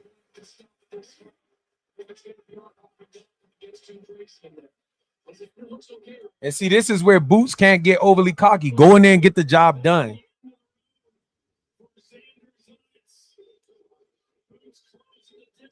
Go in there and get the job done. There you go. This is a round that Xander needs to clinch and get his faculties back. I hate when they don't show me what the corner is telling them, because the corner should be telling them, let's just survive this round. Let's clinch. Let's, you know what I'm saying? Let's survive this round. Let's make the referee work for his money tonight. See, you standing in front of him trying to throw punches back and you still hurt.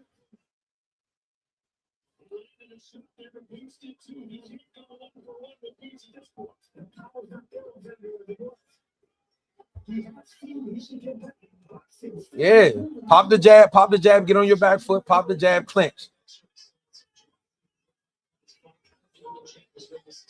155 left in the 6th. Ooh, good 1-2 from Xander. Good straight left from Boots.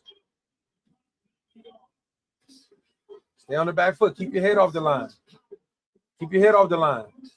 See, you get hit with the jab way too easy. Way too easy. What's that? Good hook from Boots. And see, Boots, there you go. Work your jab. Go back to boxing. It'll come.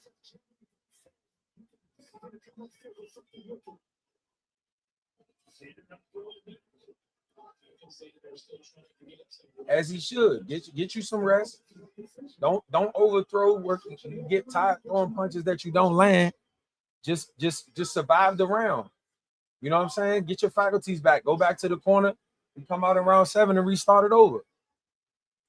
Boots switch back to orthodox. He trying to land an overhand right.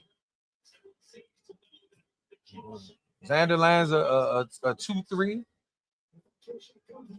Xander lands another right. A jab from Boots.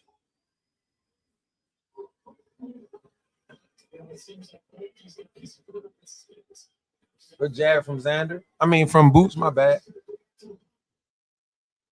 Boots tired, though. Good feint from Xander.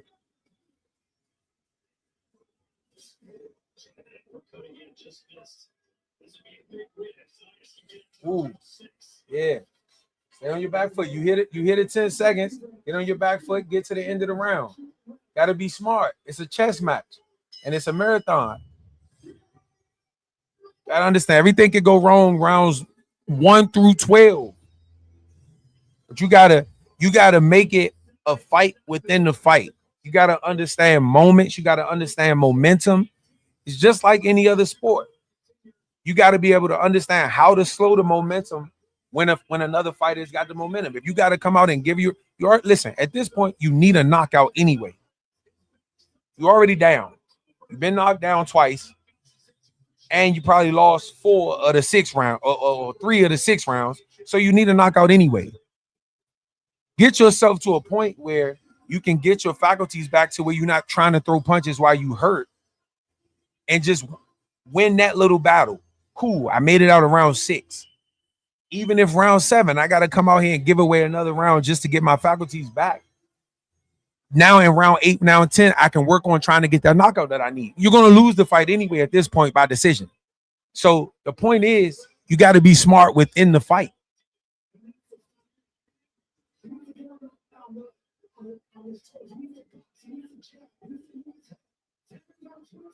Good jab from Xander. Good jab from Boots. Good body shot from Xander. Yeah. See, this is why I said that Xander will have issues when you try to get into a firefight with Boots, because his reflexes are so much better than yours.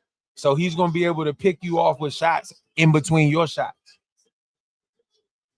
Good hook from Xander. Good body shot from Boots.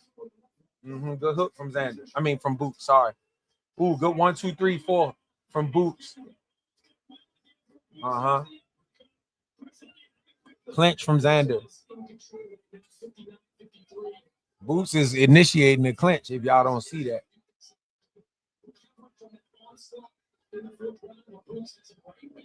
Yep. Stay on your back foot. Just get through the round. Make sure you fully back. You know what I'm saying? Make sure your brain is unscrambled and unrattled. You don't hear that bell no more. You said, even if you got the dough of the fight out, you slow down the momentum. You ain't got to get it right back. You need a knockout anyway. Yeah. Boots switch back to southpaw so he can land that straight left.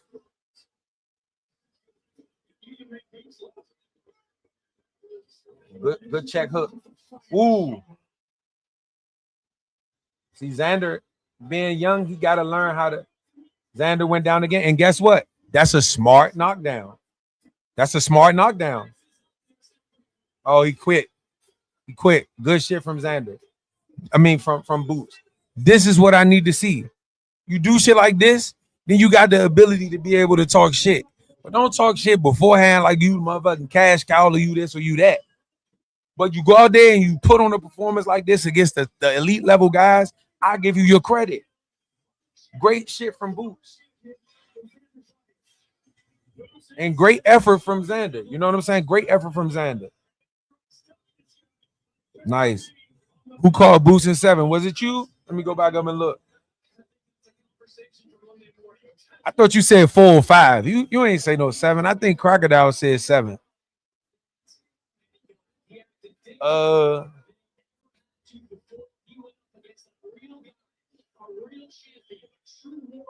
You said this. Now you talking about Spike right here. Hold on, let me see. Have you said now? You said Boots knocking him out in 4. Stop lying. Crocodile said Boots in 7. Crocodile called it. I might start doing something on the channel where if you call the knockout in the right round, I might send you something. Dang. Boots was on another level, yes, and that's what I want to see. I want to see that you levels above these guys. I don't want to keep hearing it, and then you go in there and you fight Kugadaji and he take you fucking 12 rounds twice. But see, this is why I said I think Virgil would be an easier fight because Virgil is going to be there to get hit for Boots. He's going to be there more to get hit.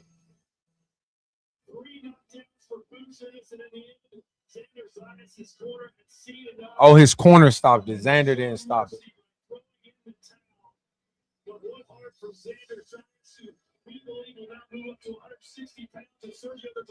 Boots would have looked even better if he stayed behind his jab. Absolutely. And that's my biggest thing with him. A lot of times he go off of the game plan. And I said, I think as the competition steps up, it's going to start to hinder him. As good as he is, he's super reliant on reflexes. And you should be, but you should still have textbook skills with your reflexes. When you just doing this and you Neo from the Matrix, when you start getting 34, 35, you get in that age and them reflexes ain't that fast no more. We seen it already. You look at Roy Jones, look at these guys with these crazy reflexes when they get Muhammad Ali. You look at these guys with these crazy reflexes, Sugar Ray Leonard. When they get older, them reflexes go, they don't be as good. So hopefully he can be like how Michael Jordan was. And when he was young and super athletic, when he started to slow down, he started to develop other things fundamentally. Fadeaway jumper, triple threat. You know what I'm saying? Stuff that could help him in his later age at that high level. So great shit from Boots. I'm glad that he was able to go out there. I'm glad that he was able to go out there and put on a performance. I'm gonna tell you this. Devin Haney and them talking about fighting the winner of Boots and Xander. Devin Haney don't stand a damn chance. Devin Haney don't stand a chance. He said, I said 4, not 7. So yeah, Crocodile said 7. I thought it probably would have went the distance. But great win from Boots. This is what I want to see.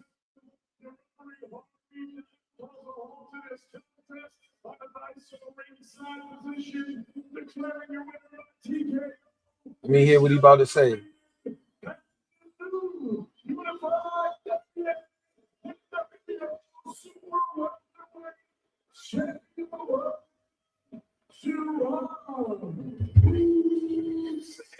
Let's see what he want next.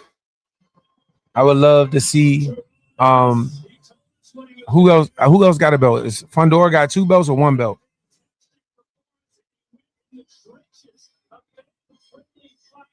I would like to see him fight Fundora.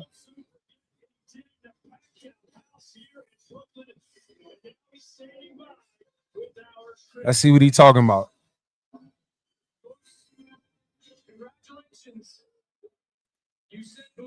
Now we can get Boots versus Fundora. Yeah, that's what I was just saying. I want to see Boots versus Fundora. Boots. I even take Boots versus Jamel Charlo. We've seen you win by knockout before. We've seen you dominate fights before. We've never seen you have to dig as deep as you had to in this fight tonight. What was it like in there? I was enjoying myself. I was having fun, putting on a show for the fans, and I got the job done. I appreciate Xander Zayas taking this because he didn't have to. Yeah, he definitely didn't have to. He said he appreciates Xander for taking the fight because Xander didn't have to. We've seen Xander kind of stick and move a little bit, use the entirety of the ring. In this one, he was coming for you right away. Did that surprise you how he fought? No, I knew he did a little bit of both. Like I said before, the press conference and things like that. I know he did come for me and move. He was a little bit of both tonight. And like I said before, he was ready for whatever he had bring to the table. You picked up that knockdown in the first round. Did you think that the end was coming a little bit quicker there? I mean, yeah, no, sometimes you gotta stay composed and stay relaxed and not rush. I didn't want to rush it and then, not get the knockout. So that's why I just took my. Yeah, you could tell that first knockdown was Xander not moving his feet. He was moving his upper body, but his feet wasn't moving. So when he turned and got hit, it was really a balance shot. That was just me being lazy a little bit, on his side. And see, Boots, yeah, Boots has said that, he was being lazy on the inside, but I was in control from round one. Like I said, I was in there having my fun filming the show and, doing my thing. You were throwing a lot of power shots in there tonight. Yeah, I know. I was. My team was suddenly do speed. Speed, it's the shot you don't see, not the power shot. You can tell exactly. And that's another thing that kind of throw me off with him. Like, he don't really listen to his corner like that. Like, were you surprised at all when he was taking all those punches? He seemed to keep coming forward, keep taking those shots, keep taking it. Nah, he's a big kid. I'm not gonna say big grown man. He's a big grown man. yeah. No, he's durable. He's a big guy. So I knew he was gonna be able to take some punches. You've been unified at 147. Does it feel different being unified here at 154? It's a blessing. That's all I'm gonna say. It's a blessing to be a two-time unified weight champion. That's a blessing. Legacy right there for me. You are now the man in the junior middleweight division. A couple other belts that are out there. There's also Virgil Ortiz that's out there. Some unfinished business perhaps with you and Virgil. What are you thinking is next? Most definitely. Let's make them happy, baby. Eddie talks to me. Who you want? Whoever Eddie want, that's what we gonna get. Whoever Eddie want, that's what we gonna get. Percent of your business with Virgil. Whatever. Bring on Virgil, bring on them belts. I'm here to be undisputed in this weight class. So it don't matter really who it is. I'm taking over this division. This weight division is mine, for sure. You had a lot of respect for this man coming into this fight. You have even more respect for him now after going through that kind of war. Most definitely, I have respect for him. He didn't have to take this fight. He could have forced somebody else. Said he got a lot of respect for Xander. He didn't have to take the fight. He could have fought somebody and fought him in Puerto Rico, but he wanted to test himself. And I can respect that. And guess what? Xander young enough to take this loss and come back and still be a great fighter. And us as fans, we got to get out of, if a motherfucker lose, they not good no more. You know what I'm saying? Congratulations. Thank you. Appreciate it. Xander, you got a big smile on your face. You gave these fans all their money's worth. You gave everybody watching at home all their money's worth. How are you feeling right now after this one? Xander on the mic, we speaking Spanish, so I'm waiting for them to translate it.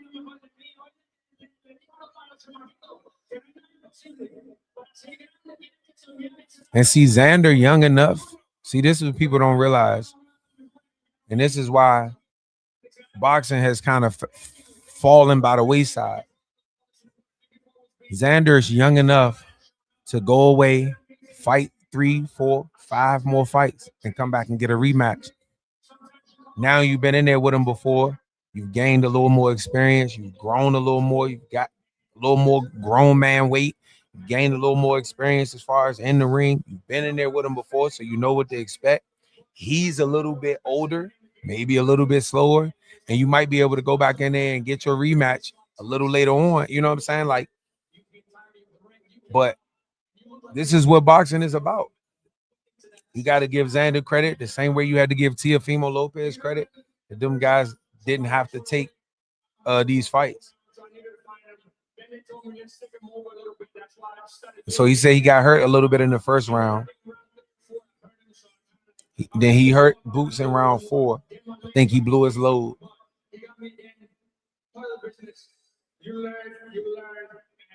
Yeah. Xander needs a trainer that, and he's young enough to learn different things, but he got to learn how to keep his head off the line and how to use his feet with his upper body. A lot of times he'll move his upper body, but his feet still in the same place. So if the person you fight and take an angle and you don't move your feet too, you stuck in sand. That's how he got dropped that first round. And see, I can respect any fighter that don't make no excuses. Like he said, you just got to give credit to.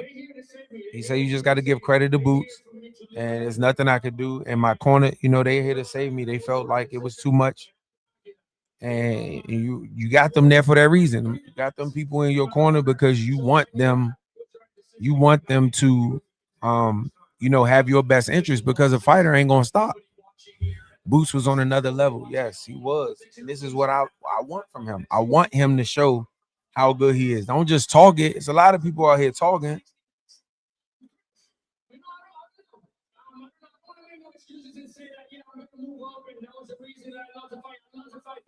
He said he lost the fight fair and square. He don't want to talk about no weight. You know, I'm not mad at Manny Robles. I'm not mad at Manny Robles at all. You know what I'm saying? But he got to learn how to get that head off the line. He got to learn how to keep defensively responsible after he's on offense. You know what I'm saying? Like, good shit from Xander. And I'll be looking forward to his next fight. And y'all should be too.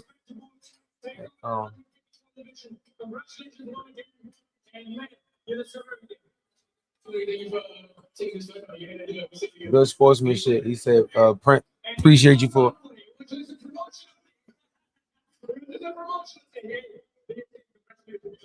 good shit. I love when fighters can go through this type of war, and then you fight these fights, and then you have a level of respect for your opponent, especially in this type of fight, because for Xander to go down in the first round, weather the storm, come back, hurt Boots in the third round, come back, get dropped in the fourth, and then come back and fight 3 hard rounds, being Boots, you gotta respect that. You know what I'm saying? Like, you can fake like, oh yeah, I got his ass about, yeah, but you know you gotta respect that. Deep down inside, when you go home and lay down on that bed, you gonna say that motherfucker was tough. Motherfucker was tough. Yeah, I got him up out of there, but he was tough. He's the most exciting fighter in the world. He chooses to fight like that. And Xander's showed the most incredible heart, the most incredible. Yeah, much respect to Xander for even taking this fight, man. And like I said, Boots did his thing. And like you said, I'm going to be the motherfucker to give you credit when you go out there and do it. But I'm not going to crown you before your time. We seen LeBron James, and next thing you know, Anthony Wiggins is, oh, what's his name? Andrew Wiggins is supposed to be the next LeBron. And then look at him. And then what's the boy name? Zion Williamson supposed to be the next LeBron. And then look at him. And then all of these people come out, supposed to be this, supposed to be that, and we crown them beforehand, and then they bust. Go out here and show me first. Go show me.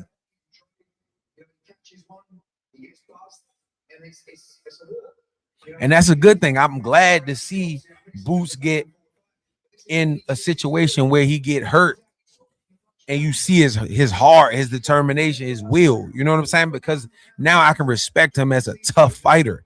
Not only am I respecting him as a great fighter from a skill standpoint, but I also know that he tough. He gonna weather the storm if shit get tough. And that's what I be waiting to see from a lot of these fighters. Anybody can whoop ass when you are the better athlete or you the better fighter and you not getting touched. But what happens when you get touched? What do you have in here? Do you got it in here to not quit, to not suck out, to not, you know what I'm saying? And so much respect to Boots too. You know what I'm saying? Like, good shit. Can't wait to see what's next for both of them. Boots looked at you and said, whoever you want to line up. 2 other title holders out there. You promote one of them in Josh Kelly, Sebastian Bandura. See, Boots is, if Eddie really care about Boots, you put him in there with Josh Kelly. Let him have the 3 belts, and then you put him in there with fun. You gotta come in there and fight Josh Kelly. We've already spoken to the BBC about Fedora. I love that matchup as well. Yeah. And also, you know, Virgil Ortiz. That's a fight that must get made. I'm not mad at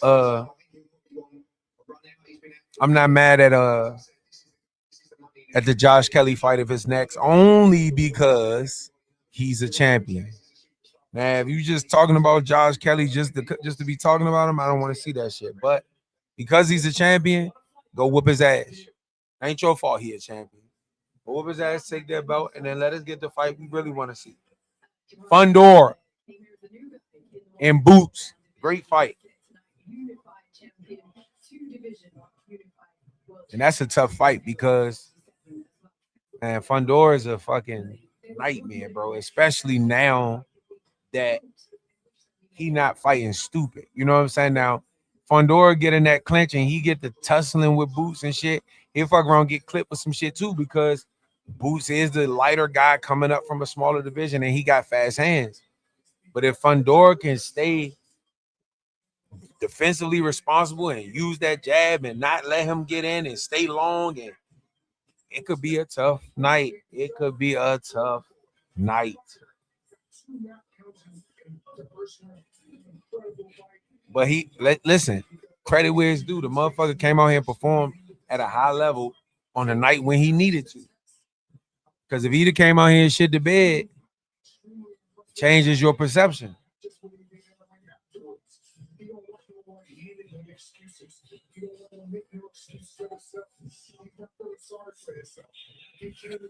All right, guys. Video coming tomorrow. I might do a recap or something.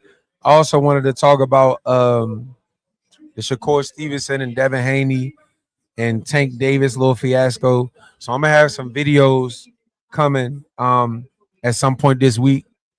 And it's another fight or something coming up, ain't it? Who fight next?